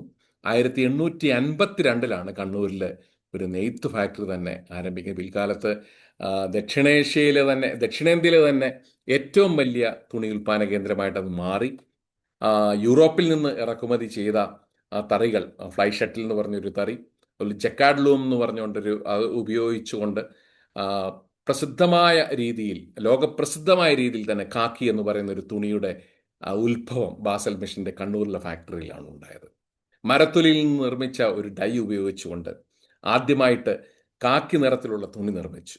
പിൽക്കാലത്ത് ബ്രിട്ടീഷ് സൈന്യത്തിന്റെ ഔദ്യോഗിക വേഷമായിട്ട് ഇത് മാറുകയുണ്ടായി. ഈ ഫാക്ടറികളിൽ പരിശീലനം തേടിയവർ പിന്നീട് സ്വന്തമായിട്ട് യൂണിറ്റുകളൊക്കെ തുടങ്ങി. അങ്ങനെ വന്ന അവരുടെ ഏറ്റവും അടുത്ത ഒരു സംഭാവനയാണ് നമ്മുടെ നാട്ടിലേക്ക് വന്ന നമ്മുടെ വീടുകളുടെ മേൽക്കൂരകൾ ഉപയോഗിച്ചുകൊണ്ടിരുന്ന ഓട്. ആ സംഭാവനയും തീർച്ചയായിട്ടും ഇവർ തന്നെ, ഈ ബാസൽ മിഷൻ കൊണ്ടുവന്ന സംഭവമാണ്. ആ മിഷണറിമാരെയും ഈ അവസരത്തിൽ ഞാൻ ഓർക്കുകയാണ്. അവരും നമ്മുടെ നാട്ടിൽ ചെയ്ത വലിയ പ്രവർത്തനങ്ങളെക്കുറിച്ച് ഓർക്കുന്നു. അവിചാരിതമായിട്ട് ഞാൻ ആ വിഷയത്തെക്കുറിച്ച് പറഞ്ഞു എന്ന് മാത്രമേ ഉള്ളൂ. 1504 ഇന്ത്യ സന്ദർശിച്ച ഇറ്റാലിയനായ ഒരു സഞ്ചാരി, ലുവിഡിക്കോ ഡിവാർത്തോമ എന്ന് പറഞ്ഞുകൊണ്ടൊരു സഞ്ചാരി ഉണ്ടായിരുന്നു. അദ്ദേഹത്തിന്റെ വിവരണത്തിലാണ് ഗോവയിൽ ഈ ജസ്യൂട്ടുകൾ പ്രചരിപ്പിച്ച മാവിനങ്ങളെക്കുറിച്ച് വലിയ ഒരു വിവരണം തന്നെയുണ്ട്.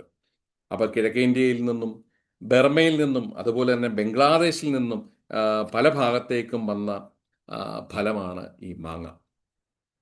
The royal fruit of India എന്നൊക്കെ റോയൽ ഫ്രൂട്ട് എന്നുള്ള പേരൊക്കെയുള്ള ഈ നമ്മുടെ മാംഗോ, മലയാളത്തിൽ മാങ്ങ, തമിഴിൽ മാങ്ക, ഇത് പോർച്ചുഗീസിലും മാങ്ക എന്ന് തന്നെയാണ് ഇതിന് പറയുന്നത്. ഈ ഒരു വൃക്ഷം വന്നപ്പോഴത്തേന് അതിനെക്കുറിച്ച് എന്തും വേണ്ടി പാട്ടുകളാണ് നമുക്കുള്ളത്. ഈവൻ സിനിമാ ഗാനങ്ങൾ പോലും അതിൻ്റെ പേരിലുള്ള ആ, സിനിമാ ഗാനങ്ങൾ പോലും ഉണ്ടായത് കാലത്തിൻ്റെ ഒരു ചരിത്രം തന്നെ എന്ന് പറയാം. അതിനകത്ത് വന്നതിൽ മിക്കവർക്കും മൽഗോവ, മൽഗേഷ്, അതുപോലെ തന്നെ ബിസ്പോ, കോസ്റ്റ, ഡൊറാഡോ, അതിൽ കൂട്ടത്തിലുള്ളതാണ് അൽഫോൺസോ. ആ മാങ്ങയെക്കുറിച്ച് നമുക്ക് എല്ലാവർക്കും അറിയാം. കാരണം അത് തന്നെയാണെങ്കിൽ അവരുടെ പോർച്ചുഗൽ ഗവർണർമാരുടെയും ഒരു കപ്പിത്താന്മാരുടെയൊക്കെ പേരാണ് ഇട്ടിരിക്കുന്നത്. പ്രസിദ്ധനായ അൽഫോൺസോ അൽബുർക്കിന്റെ പേരിലുള്ള അൽഫോൺസോ മാങ്ങ അതിനെക്കുറിച്ച് നമ്മൾ കേട്ടിട്ടുണ്ട്. മുൻ IAS ഉദ്യോഗസ്ഥനും മുൻ കാഞ്ഞിരപ്പള്ളി MLA-യുമായ അൽഫോൺസ് കണ്ണന്താനത്തിന്റെ പേര് അദ്ദേഹം സിവിൽ സർവീസിന്റെ ഫൈനൽ ഇന്റർവ്യൂവിന് ചെല്ലുമ്പോൾ അദ്ദേഹത്തിനോട് ചോദിച്ചു, ഈ ഈ പേരിനെ കുറിച്ചാണ് ചോദിച്ചത്. അദ്ദേഹത്തിന്റെ പേരിന്റെ വ്യത്യസ്തതയെക്കുറിച്ച് പറഞ്ഞപ്പോൾ ഈ മാങ്ങയെക്കുറിച്ചാണ് അദ്ദേഹം പറഞ്ഞതെന്ന് ഇന്ത്യ മാറ്റത്തിന്റെ മണിമുഴക്കം എന്ന പുസ്തകത്തിൽ അദ്ദേഹം പറയുന്നുണ്ട്. അതും ഞാൻ ഈ അവസരത്തിൽ ഞാൻ ഓർക്കുകയാണ്. അങ്ങനെ ബ്രസീലിലേക്കും പോർച്ചുഗലിലേക്കും ഗോവയിലേക്കും ഗോവയിൽ നിന്നുമൊക്കെ കപ്പലിൽ കൊണ്ടുപോയ പല മാവിനങ്ങൾ തന്നെയുണ്ട്.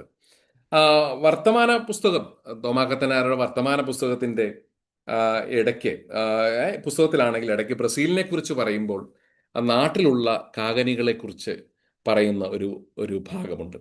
അതിനകത്ത് നമ്മുടെ മുന്തിരിങ്ങയും പേരയ്ക്കയും യൂറോപ്പിലുള്ള കാകനികളാണെന്നും നമ്മുടെ നാട്ടിലുള്ള ചക്കയും മാങ്ങയും കൈതച്ചക്കയ്ക്ക് കടച്ചക്കയെന്നും കഴുതച്ചക്കയെന്നും പലയിടത്തും പേരുകളുണ്ട്. കച്ചവട സാധനങ്ങളുണ്ടായ പഞ്ചസാരയും കൂർക്കയും, വൈനില്യ എന്ന് പറയുന്നത് നമ്മുടെ വാനില, ഉറക്കിടുന്ന തുകലും, കരിമ്പും, താകരം എന്ന് വെച്ച് കഴിഞ്ഞാൽ ചാരായം, ഇതൊക്കെയാണെന്ന് പറയുന്നുണ്ട്. ഇവിടെ ലഭ്യമായ കപ്പയെക്കുറിച്ചാണ് അന്ന് തോമാക്കത്തനാർ പറയുന്നത്. ഈ കപ്പ ശരിക്കും പറഞ്ഞാൽ ഈ കപ്പയ്ക്ക് പേര് തന്നെ വന്നത് കപ്പലേറി വന്നത് എന്നുള്ളതാണ്. കപ്പ എന്ന പേര് പോലും വന്നത്. ഇടയിൽ ഒരു പഠിപ്പീരുണ്ട്. അതായത് ഈ വിശാഖം തിരുനാളിന്റെ കാലത്താണ് കപ്പ തിരുവിതാംകൂറിൽ പ്രശസ്തമാകുന്നതെന്ന് പറഞ്ഞുകൊണ്ട് ഒരു പഠിപ്പീരുകളുണ്ട്. അതിൻ്റെ ആ ഒരു തർക്കത്തിലേക്ക് പോകാൻ വേണ്ടി അവസരത്തെ വിനിയോഗിക്കുന്നില്ല. എങ്കിൽ തന്നെയും സമയമുണ്ടെങ്കിൽ ഞാൻ അതിനെക്കുറിച്ചും പിന്നീട് സംസാരിക്കാൻ വേണ്ടി സമയത്തെ എടുക്കാവുന്നതാണ്. ചവറ കുര്യാക്കോസ് അച്ഛൻ ഒട്ടനവധി വിപ്ലവകരങ്ങളായ മാറ്റം കേരള സമൂഹത്തിൽ, പ്രത്യേകിച്ച് ക്രൈസ്തവർക്കിടയിലും സമൂഹത്തിനിടയിലും ഉണ്ടാക്കിയ ഒരു വ്യക്തിയാണ്. അദ്ദേഹത്തിൻ്റെ മിഷണറി ദൗത്യത്തെക്കുറിച്ച് പറയുവാണെങ്കിൽ അദ്ദേഹം കുന്നിൻ മുകളിൽ സ്ഥാപിച്ച 4 സെമിനാരികളിലും ആ കാലത്ത് തന്നെ അദ്ദേഹം മാന്തോപ്പുകൾ ഉണ്ടാക്കുന്നതിന് അദ്ദേഹം ശ്രമിക്കുകയുണ്ടായി. കൂനമ്മാവിലുള്ള താമസിക്കുന്ന സമയത്ത് അദ്ദേഹം കന്യാസ്ത്രീ മഠങ്ങളിലേക്ക് മാവിൻ തൈയും അവിടുത്തെ കത്തും കൊടുത്തു വിട്ടത് രസകരമായി തോന്നുന്നതാണ് പല പുസ്തകങ്ങളിലും പറയുന്നത്. മാങ്ങയിൽ ചിലതിനെക്കുറിച്ച് വർണ്ണനകളുണ്ട്. കുര്യാക്കോസ് അച്ഛൻ നട്ടുവളർത്തിയ മാവിനമാണ് പ്രിയോർ എന്ന് പറയുന്ന ഒരു മാവിനം. ആ ഒരു പുസ്തകം ആ ഒരു സമയത്താണ് ഈ കുര്യാക്കോസ് അച്ഛന് പണ്ട് കർമ്മലീത്ത മിഷണറിമാര് അവർക്ക് കൊടുത്ത ഒരു മാവിനമായിരുന്നു കേസർ എന്ന് പറയുന്ന മാങ്ങ. വളരെയധികം ഫലഭൂയിഷ്ടവും അതുപോലെ തന്നെ രുചികരമായ ഒരു മാങ്ങയാണ്. ഇത് ഇപ്പോൾ ഈ മാംഗോ ഫെസ്റ്റിവലിലൊക്കെ നമ്മൾ പലയിടത്തും സൂപ്പർ മാർക്കറ്റിൽ കാണാവുന്നതാണ് കേസർ എന്ന് പറയുന്ന ഒരു മാങ്ങ. അങ്ങനെ ഈ കറിക്കോ അച്ചാറിനോ ഒന്നും പറ്റുന്ന ഇനമല്ല ഈ കേസർ എന്ന് പറയുന്നത്. അതാണെങ്കിൽ അത് ശരിക്കും പറഞ്ഞാൽ അത് കഴിക്കാൻ മാത്രമേ പഴുത്ത് കഴിക്കാൻ മാത്രമേ കൊള്ളത്തുള്ളൂ. അപ്പൊ കോമാങ്ങ എന്ന് പറയുന്ന ഒരു ഗോവ മാങ്ങ ഉണ്ടായിരുന്ന ഒരു സമയം ഉണ്ടായിരുന്നു. മൽഗോവ എന്ന് പറയുന്ന ഒരു മാങ്ങ ഗോവ ഭാഗത്ത് നിന്ന് വന്നുകൊണ്ടാണ് അതിന് മൽഗോവ എന്ന പേര് തന്നെ ഉണ്ടായത്. ഇനിയാണ് രസകരമായ മറ്റൊരു സംഭവം. അതിൻ്റെ പേരിൽ തന്നെയുണ്ട് അതിന് ഏറ്റവും പ്രാധാന്യം. ഇപ്പം കൊല്ലം ജില്ല അതിന് വളരെയധികം പേര് കേട്ടതാണ്. മറ്റൊന്നുമല്ല, കശുമാവ് അല്ലെങ്കിൽ പറങ്കിയട്ടി എന്ന പേരുള്ള നമ്മുടെ കാഷ്യൂവിന് ഏറ്റവും കൂടുതൽ ഫേമസ് ആയിട്ടുള്ള സ്ഥലമാണ് നമ്മുടെ കൊല്ലം. കൊല്ലത്തൊരു പ്രത്യേകത എന്ന് വെച്ച് കഴിഞ്ഞാൽ ഇപ്പോൾ അവിടെയുള്ള പല കശുവണ്ടി ഫാക്ടറികളും പൂട്ടി, വിരോധാഭാസം എന്ന് പറയട്ടെ, അത് പലയിടത്തും കൊല്ലത്തിന് വിവിധ ഭാഗങ്ങളുള്ള കശുവണ്ടി ഓഫീസുകളും മാറിയിട്ട് കശുവണ്ടി ഫാക്ടറികളും മാറി ഇപ്പോൾ അത് എഞ്ചിനീയറിംഗ് കോളേജുകളും ITകളും ഒക്കെ മാറുന്ന ഒരു സ്ഥിതിവിശേഷമുണ്ടായി. ഇപ്പോൾ തോട്ടണ്ടി ഇറക്കുമതി ഉണ്ടായിട്ട് അതിൻ്റെ പ്രോസസ്സിങ് മാത്രമാണ്, മറ്റു രാജ്യങ്ങളിൽ നിന്ന് വരുന്ന തോട്ടണ്ടി വെച്ചുകൊണ്ട് അതിൻ്റെ പ്രോസസ്സിങ് മാത്രമാണ് കേരളത്തിൽ നടന്നുകൊണ്ടിരിക്കുന്നത്. കാരണം അത്രത്തോളം കശുമാവിൻ്റെയൊക്കെ ലഭ്യത നമ്മുടെ നാട്ടിൽ കുറഞ്ഞുകൊണ്ടിരിക്കുന്ന ഒരു അവസ്ഥയിലാണ്. അപ്പം ഈ കാജു ട്രീ എന്ന പേരിൽ ഇത് ആദ്യമായിട്ട് ഈ നമ്മുടെ പോർച്ചുഗീസുകാരെ എത്തിക്കുന്നത് ഗോവയിലാണ്. അവിടെ നിന്ന് ബ്രസീലിൽ നിന്ന് വിത്ത് കൊണ്ടുവന്ന് ഗോവയിലെ കുന്നിൻചേരികളിൽ നട്ടു. പിന്നീട് കേരളത്തിൽ വന്നതും ഇതൊക്കെയും ജസ്യൂട്ട് പാതിരിമാരുടെ അല്ലെങ്കിൽ മിഷണറിമാരുടെ സംഭാവനയാണ്. കശുമാങ്ങ വാറ്റി അത് ഫെനി എന്ന പേരിലൊരു പാനീയം ഉണ്ടാക്കിയതും പോർച്ചുഗീസ് മിഷണറിമാർക്ക് അതിനകത്ത് പങ്കുണ്ട്. വിദേശ കയറ്റുമതിയിലെ കശുവണ്ടി, കൊപ്ര, വെളിച്ചെണ്ണ, മാങ്ങ, അച്ചാർ എന്നിവയൊക്കെ മുൻപന്തിയിൽ എത്തിച്ചതും ഈ വിദേശ മിഷണറിമാരായിരുന്നു. ഈ പോർച്ചുഗീസ് കാലഘട്ടത്തിലെ ഭൗതിക സാഹചര്യങ്ങൾ പ്രത്യേകം ഉണ്ടായി കഴിഞ്ഞപ്പോഴാണ് തെക്കേ ഇന്ത്യയിൽ കപ്പൽ മുളക് എന്ന പേരിൽ മുളക് പ്രസിദ്ധമാകാൻ വേണ്ടി തുടങ്ങിയത്. അങ്ങനെ പറങ്കി മുളകും പറങ്കി അണ്ടിയും നമുക്ക് വളരെ സുപരിചിതമായിട്ട് വന്നുകൊണ്ടിരുന്നു.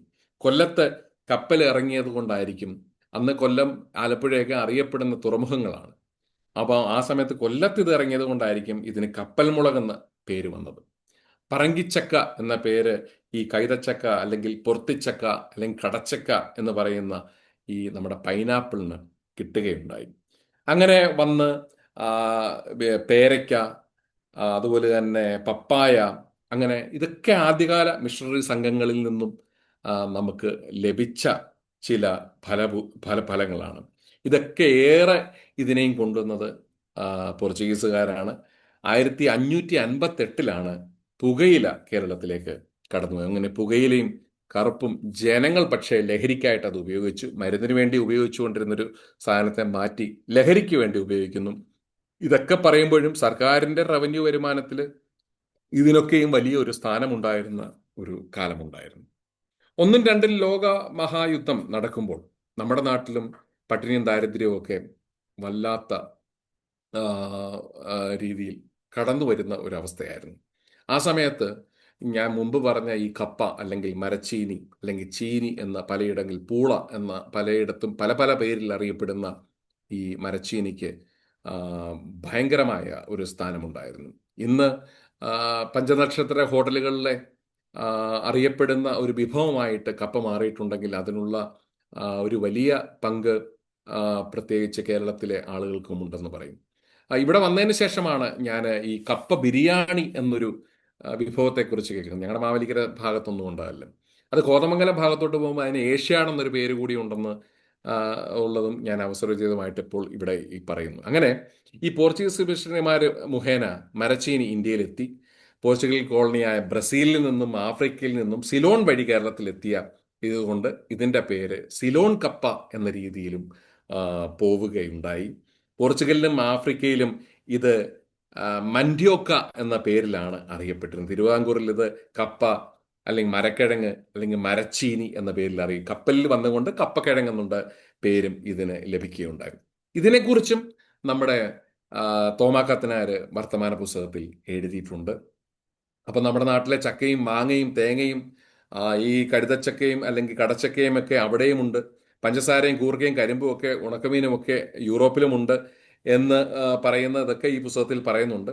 അപ്പോൾ ഈ വാഴക്കുളത്തുള്ള കർമ്മല ഖൊവേന്തയാണ് 1859 മുതൽ ഈ കപ്പയ്ക്ക് ഭയങ്കരമായിട്ടുള്ളൊരു പ്രാധാന്യം കൊടുത്തുകൊണ്ട് വളർത്തിയെടുത്തത്. 1880 കാനാട്ട് യാക്കോബച്ചൻ എന്ന് പറയുന്ന വ്യക്തി വരാപ്പുഴയ്ക്ക് ഇതിനെ കൊണ്ട് കുറെ കപ്പത്തണ്ടുമായിട്ടാണ് വന്നത്.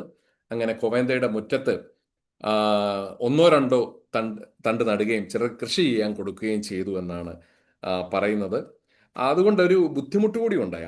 ആദ്യകാലത്ത് ഈ കപ്പ തിന്നവർക്ക് പല ആളുകൾക്കും ഇതിൻ്റെ ഈ കപ്പയ്ക്ക് ഒരു കട്ടെന്ന് പറയുന്ന സംഭവമുണ്ട്. ഈ കട്ട് കൊണ്ട് ഛർദിലുണ്ടാവുകയും അങ്ങനെ വളർത്തുമൃഗങ്ങളൊക്കെ ചത്തൊടുങ്ങുകയൊക്കെ ചെയ്തു. പക്ഷേ പിന്നീട് കാലക്രമത്തിൽ കൃത്രിമ പരാഗണം കൊണ്ട് ഇതിനുള്ള പലവിധമായുള്ള ഇനങ്ങളൊക്കെ വ്യാപിക്കുകയൊക്കെ കേരളത്തിൽ ചെയ്തു. അപ്പം ഞാൻ കുറച്ചു മുമ്പ് പറഞ്ഞായിരുന്നു, വിശാഖം തിരുനാൾ രാമവർമ്മയുടെ കാലത്ത് 1880-85 കാലഘട്ടത്തിലാണ് കപ്പ തിരുവിതാംകൂറിൽ ഉണ്ടായെന്ന് പറഞ്ഞൊരു പ്രചരണമുണ്ടെന്ന് പറഞ്ഞു. ശരിക്കും പറഞ്ഞാൽ രാജാവ് ഒരുപക്ഷെ ഇതിനെക്കുറിച്ച് കേൾക്കാനേ സാധ്യതയുള്ളൂ. ബാക്കി പറയുന്ന കഥകളെന്ന് വെച്ച് കഴിഞ്ഞാൽ ഇപ്പോഴത്തെ ഈ റീൽസിന്റെ കാലത്ത് ഉണ്ടാകുന്ന ഓരോ കഥകളായിട്ട്, അല്ലെങ്കിൽ ഫേസ്ബുക്ക് കാലത്തെ അല്ലെങ്കിൽ സോഷ്യൽ മീഡിയ കാലത്തെ ഒരു കഥകളായിട്ട് മാത്രമേ അതിനെ കാണുന്നുള്ളൂ. കാരണം അതിന് പ്രത്യേകിച്ച് പറയാനുള്ള കാരണം വെച്ചാൽ കീഴ്ജാതിക്കാരുടെ ഭക്ഷണമായിട്ട് ഈ കപ്പയെ പുച്ഛിച്ച് തള്ളിയിരുന്ന ഒരു കാലമുണ്ടായിരുന്നു. അപ്പം ഞാൻ കുറച്ചു മുമ്പ് പറഞ്ഞ പോലെ തന്നെ ഈ ഇങ്ങനെ പുച്ഛിച്ച് തള്ളിയ ഒരു ഭക്ഷണം, അല്ലെങ്കിൽ മഹായുദ്ധങ്ങളൊക്കെ ഉണ്ടായ കാലത്ത് പ്രിയപ്പെട്ട ഭക്ഷണമായി മാറിയ കപ്പ ഇന്ന് ആ, പഞ്ചനക്ഷത്ര ഹോട്ടലുകളിലെ തീന്മേശകളിൽ ഒരു പ്രത്യേക വിഭവമായിട്ട് കടന്നു വരുന്നതിന് കാരണം ഈ ഒരു പ്രസിദ്ധി കൊണ്ട് തന്നെയാണ്. 20ാം നൂറ്റാണ്ട് തുടക്കത്തിൽ തന്നെ രാജാക്കന്മാരിലെ ഒരു വലിയ സംഘം ഇതിനെക്കുറിച്ച് തീണ്ടപ്പാടകലെ നിൽക്കാൻ മാത്രം അവകാശമുള്ളവർക്ക് ഈ കപ്പ കൊടുത്തിരുന്നു എന്ന് പറയുന്നുണ്ട്. ക്രിസ്ത്യാനികൾക്കിടയിൽ മാത്രം പ്രചരിച്ച ഒരു വിഭവമായിരുന്നു കപ്പ. അങ്ങനെ അവരുടെ കുടിയേറ്റത്തോടു കൂടി കേരളത്തിൻ്റെ എല്ലാ ഭാഗത്ത് തന്നെ അത് പ്രചരിപ്പിക്കുന്ന പാവങ്ങളുടെ ഭക്ഷണമെന്ന പേര് ലഭിക്കുകയും ചെയ്തു. ഈ മലബാറിൽ നമ്മുടെ ആ ഭാഗങ്ങളിൽ നിന്നുള്ള തിരുവിതാംകൂറിൽ നിന്നും കൊല്ലം മുതലുള്ള കോട്ടയം, എറണാകുളം വരെയുള്ള ഭാഗങ്ങളിൽ നിന്നുള്ള ആളുകൾ അന്ന് കുടിയേറ്റ ക്രിസ്ത്യാനികളായിട്ട് ചെന്നപ്പോൾ അവർക്കൊരു ഇരട്ടപ്പേര് കൂടി അവർ ചേർത്ത് കൊടുക്കുകയുണ്ടായി. കപ്പയ്ക്ക് അവിടെയൊക്കെ പൂള എന്ന് പറഞ്ഞ പൂളച്ചേട്ടന്മാർ എന്ന് കളിയാക്കി വിളിക്കുന്ന ഒരു രീതി, ഒരു ഇരട്ടപ്പേര് കൂടി അവർക്കുണ്ടായി. ആ കപ്പത്തണ്ടും കുരുമുളക് പൊടിയുമായിട്ടാണ് ക്രിസ്ത്യാനികൾ, നസ്രാണികൾ മധ്യ കേരളത്തിൽ നിന്നും മലബാറിലേക്ക് കുടിയേറിയത് എന്ന് പറയുന്നതിനകത്ത് ഒട്ടും അതിശയോക്തിയില്ല. അത് സത്യസന്ധമായ കാര്യം തന്നെയാണ്. അരിക്ക് പകരമുള്ള ഒരു ഭക്ഷ്യവസ്തുവായിട്ട് 1944 രണ്ടാം ലോക മഹായുദ്ധകാലത്ത് ഈ മരച്ചീനിയെ പ്രചരിപ്പിച്ചിരുന്നു. തിരുവിതാംകൂർ ഗവൺമെന്റ് മരച്ചീനി വാങ്ങി തുച്ഛമായ ലാഭം എടുത്തുകൊണ്ട് അന്നത്തെ പോസ്റ്റ് ഓഫീസുകൾ വഴി വിൽക്കാൻ വേണ്ടി തുടങ്ങി. ഈ അധിക ജോലി ചെയ്യുന്നതിന് അന്നത്തെ അഞ്ചൽ മാസ്റ്റർമാർക്ക് 5 രൂപ, അന്നത്തെ കാലത്ത് 5 രൂപ പ്രതിഫലമായിട്ട് കൂടി കൊടുക്കുന്ന ഒരു കാലങ്ങളുണ്ടായിരുന്നു. ഈ TK വേലുപ്പിള്ള എന്ന് പറയുന്ന വ്യക്തി ഈ കപ്പയെ തിരുവിതാംകൂറിന്റെ ഉരുളക്കിഴങ്ങ് എന്നാണ് വിശേഷിപ്പിക്കുന്നത്. എല്ലാ വിഭാഗം ജനങ്ങൾക്കും പറ്റുന്ന ഒരു ഭക്ഷണ ഇനമായിട്ടാണ് ഈ കപ്പയെ കണ്ടത്. ഏകദേശം 50 വർഷത്തോളം ഈ ഒരു രീതിയിൽ അത് പൊക്കൊണ്ട് തന്നെ ഇരുന്നു. അങ്ങനെ ഈ ഞാൻ മുമ്പ് പറഞ്ഞ ഈ ഒരു പൈനാപ്പിളിൻ്റെ കൃഷി പോർച്ചുഗീസുകാർ കൊണ്ടുവന്ന് പറഞ്ഞു. വാഴക്കുളം കോവേന്തയിലാണ്, കർമ്മലീത്ത വൈദികരാണ് ഇത് കൊണ്ടുവന്നെന്ന് പറഞ്ഞു. വാഴക്കുളത്തെക്കുറിച്ച് പറയുന്നത് എനിക്ക് തോന്നുന്നത് കേരളത്തിലെ ഏറ്റവും കൂടുതൽ ഈ പൈനാപ്പിൾ കയറ്റുമതി ചെയ്യപ്പെടുന്നത് വാഴക്കുളത്ത് നിന്നാണെന്ന്. ഇപ്പോഴും അങ്ങനെ തന്നെയാണ്. ഒരു പ്രത്യേക കാര്യം ശ്രദ്ധിക്കേണ്ടതായിട്ടുള്ള, ഈ ആയുർവേദ നിർമ്മാണത്തിലുള്ള ഒരു ഗ്രന്ഥത്തിൽ പോലും കടച്ചക്കയെക്കുറിച്ചോ പൈനാപ്പിളിനെ കുറിച്ചോ പറയുന്നില്ല. മറ്റ് ഒരുമാതിരിപ്പെട്ട എല്ലാ വിഭവങ്ങളെക്കുറിച്ചും എല്ലാ ഫലങ്ങളെക്കുറിച്ച് പറയുന്നുണ്ടെങ്കിൽ കടച്ചക്കയെക്കുറിച്ച് ഒന്നും തന്നെ ആയുർവേദ ഗ്രന്ഥങ്ങളിൽ പറയുന്നില്ല എന്നുള്ളൊരു കാര്യവും കൃത്യമായിട്ട് തന്നെ ഓർക്കേണ്ടതാണ്. ഇനി ഞാൻ അല്പം രുചികളിലേക്ക് പോകുന്നതിന് മുമ്പായിട്ട് കേരളത്തിൻ്റെ ചില തീൻ മുറകളെക്കുറിച്ച് പറയാൻ വേണ്ടി എടുക്കുകയാണ് ഈ അവസരത്തെ. ഞാൻ അതിന് മുമ്പായിട്ട് തന്നെ മീനിനെ കുറിച്ച് ചില കാര്യങ്ങൾ പറയുന്നു. ഈ സതീശൻ മുഖ്യമന്ത്രി പറഞ്ഞപ്പോൾ മീനിനെ കുറിച്ച് പറഞ്ഞു. ചിലയിടത്ത് പോയി കഴിഞ്ഞാൽ ഭാഗ്യത്തിനൊരു മീനിന്റെ മുള്ള് കിട്ടാം ഒരു കറിക്കകത്തെന്ന് പറഞ്ഞുകൊണ്ട് ഇടയ്ക്ക് പറയുന്നുണ്ട്. ഇപ്പം നസ്രാണി സദ്യകളിൽ നിന്ന് ഇപ്പം മീന് ഔട്ടാകുന്ന കാലം വിദൂരമല്ല. ഒരു കാര്യമുണ്ട്. കാരണം ഇപ്പം പുഴയിൽ പരൽമീനില്ല, കടൽ മീൻ എല്ലാ കാലത്തും പിടിക്കാനൊക്കത്തില്ല, ട്രോളിങ്ങിന്റെ നിരോധനം, അങ്ങനെ പലവിധമായുള്ള അവസ്ഥ ഇങ്ങനെ ഉണ്ടായിക്കൊണ്ടിരിക്കുകയാണ്. അടുത്തിടെ തിരുവല്ലയിലുള്ള ഒരു പ്രശസ്തമായ ഒരു ഹോട്ടലിൽ നിന്ന് കഴിച്ചപ്പോൾ നമ്മുടെ ഈ കരിമീൻ എന്ന് പറഞ്ഞുകൊണ്ട് തന്ന മീനാണെങ്കിൽ ഇലക്കകത്തൊക്കെ വെച്ചാൽ പൊള്ളിച്ചാണ് തന്നേക്കുന്നത്, പക്ഷെ അത് കരിമീനല്ലായിരുന്നു എന്നുള്ളതാണ് ഏറ്റവും എൻ്റെ വ്യക്തിപരമായ അനുഭവം. അപ്പം ആ രീതിയിൽ പോലും ഈ നമ്മുടെ ഈ ക്രിസ്ത്യൻ സദ്യകളിലൊക്കെ മീനിൻ്റെ ഒരു ചൂരുണ്ടായിരുന്നു. ഇപ്പം അതൊക്കെ അന്യമായിക്കൊണ്ടിരിക്കുകയാണ്. ഇപ്പം ആട്ടിറച്ചിക്കും ഇതേ ഗതിയാണ് ഇപ്പം വന്നുകൊണ്ടിരിക്കുന്നത്. കോഴിയും ആടുമില്ലാതെ വളരുന്ന ഒരു സദ്യ. ഒരു കാലത്താണെങ്കിൽ സദ്യ മാറിയിട്ട് പിന്നീട് ഈ 4 മണി കല്യാണങ്ങളുടെ ഒരു കാലമായിരുന്നു നസ്രാണികൾക്കിടയിൽ ഉണ്ടായിരുന്നു. പിന്നീട് ഇപ്പം മാറിക്കൊണ്ട് പിന്നെയും ഉച്ചക്കല്യാണങ്ങളിലേക്ക് അത് വരികയുണ്ടായി. സദ്യയും അതുപോലെ തന്നെ ക്രിസ്ത്യൻ രീതിയിലുള്ള ആഹാരങ്ങളും ഒക്കെ ആയിട്ട് വന്നിട്ടുണ്ട്. എല്ലാം രീതിയിലും വന്നു കഴിയുമ്പോൾ ഏറ്റവും അവസാനം സമൃദ്ധമായ ഐസ്ക്രീമും പുഡിങ്ങും മധുരപലഹാരവും ഒക്കെ വിളമ്പിക്കൊണ്ടാണ് നമ്മുടെ സദ്യകളൊക്കെ പലപ്പോഴും അവസാനിക്കുകയും ചെയ്യുന്നത്. ഇനിയും നമുക്ക് കുറച്ച് ഇന്ത്യൻ രീതിയിലുള്ള ചില പോർച്ചുഗീസ് വിഭവങ്ങളെക്കുറിച്ച് നമുക്ക് പരാമർശിച്ച് പോകാവുന്നതാണ്. പ്രത്യേകിച്ച് ഈ കട്ട്ലേറ്റ് വിഭവങ്ങളാണ്. കട്ട്ലേറ്റ് വിഭവങ്ങളെക്കുറിച്ച് പറയുമ്പം ഇത് പോർച്ചുഗീസുകാരിൽ നിന്ന് ഇംഗ്ലീഷുകാരിൽ നിന്നും കിട്ടിയ ഒരു സംഭവമാണ്. പ്രത്യേകിച്ച് ഈ പോർക്ക് പാചകം ചെയ്യുന്ന വിദ്യകൾ പഠിപ്പിച്ച പോർച്ചുഗീസുകാരാണ്. സൂപ്പ്, അതുപോലെ ആട്ടിൻ ബ്രാത്ത്, ഇതൊക്കെ പോർച്ചുഗീസുകാരുടെ ഇടയിൽ നിന്ന് വന്നതാണ്.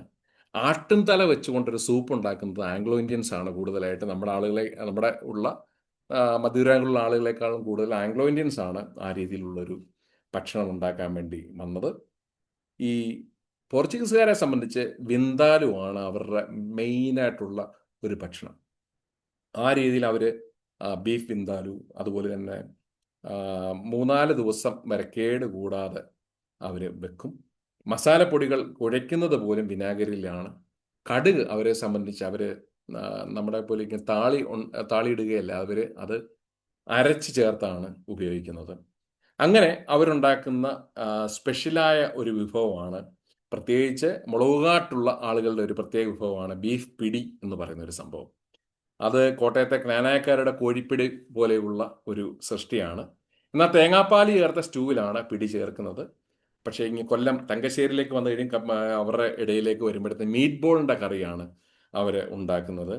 അതിൽ മീറ്റ് ബോൾ കട്ട്ലറ്റ് പോലെ പൊരിക്കത്തില്ല, ചാറിൽ വെന്ത് കുറുകിയ രീതിയിലാണ് മീറ്റ് ബോളിനെ ഉപയോഗിക്കുന്നത്. അവർ കുടിയേറിയ ഓസ്ട്രേലിയയിലും അമേരിക്കയിലും ഒക്കെയുള്ള ഹോട്ടലുകളിലെ വിശിഷ്ട വിഭവങ്ങളാണ് ഈ മീറ്റ് ബോൾ എന്ന് പറയുന്നത്. കേരളത്തിൽ തൊട്ട് നോക്കുക പോലും ചെയ്യാൻ പറ്റാത്ത ബീട്രൂട്ട് പുഴുങ്ങി തളിരായി അരിഞ്ഞ് വിനാഗിരി ചേർത്തൊരു സൈഡ് ഡിഷ് കൊച്ചിയിലുണ്ട്.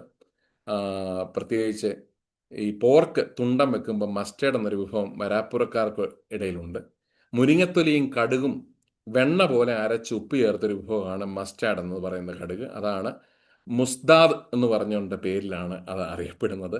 എത്ര നെയ്യുള്ള പോർക്കും ബ്രെഡ് പോലെ വേവിച്ച് ഇത് ചേർത്ത് തിന്നാൻ ദഹനക്കേട് ഉണ്ടാവുകയില്ലെന്നാണ് അവർ പറയുന്നത്, വരാപ്പുഴക്കാർ പറയുന്നതെങ്കിലും മർത്തോമ ക്രിസ്ത്യാനികളുടെ സദ്യകൾ മാന്യതയുള്ള വിഭവമല്ല പോർക്ക്. അതുകൊണ്ട് വളരെ കുറച്ച് ആളുകൾ മാത്രമേ ആ വിഭവം കഴിക്കുന്നുള്ളൂ. എങ്കിലും പല മതക്കാരും പങ്കെടുക്കുന്ന സദ്യയിൽ ഇത് വിളമ്പുന്ന രീതിയിൽ ഉണ്ടായിരുന്നു.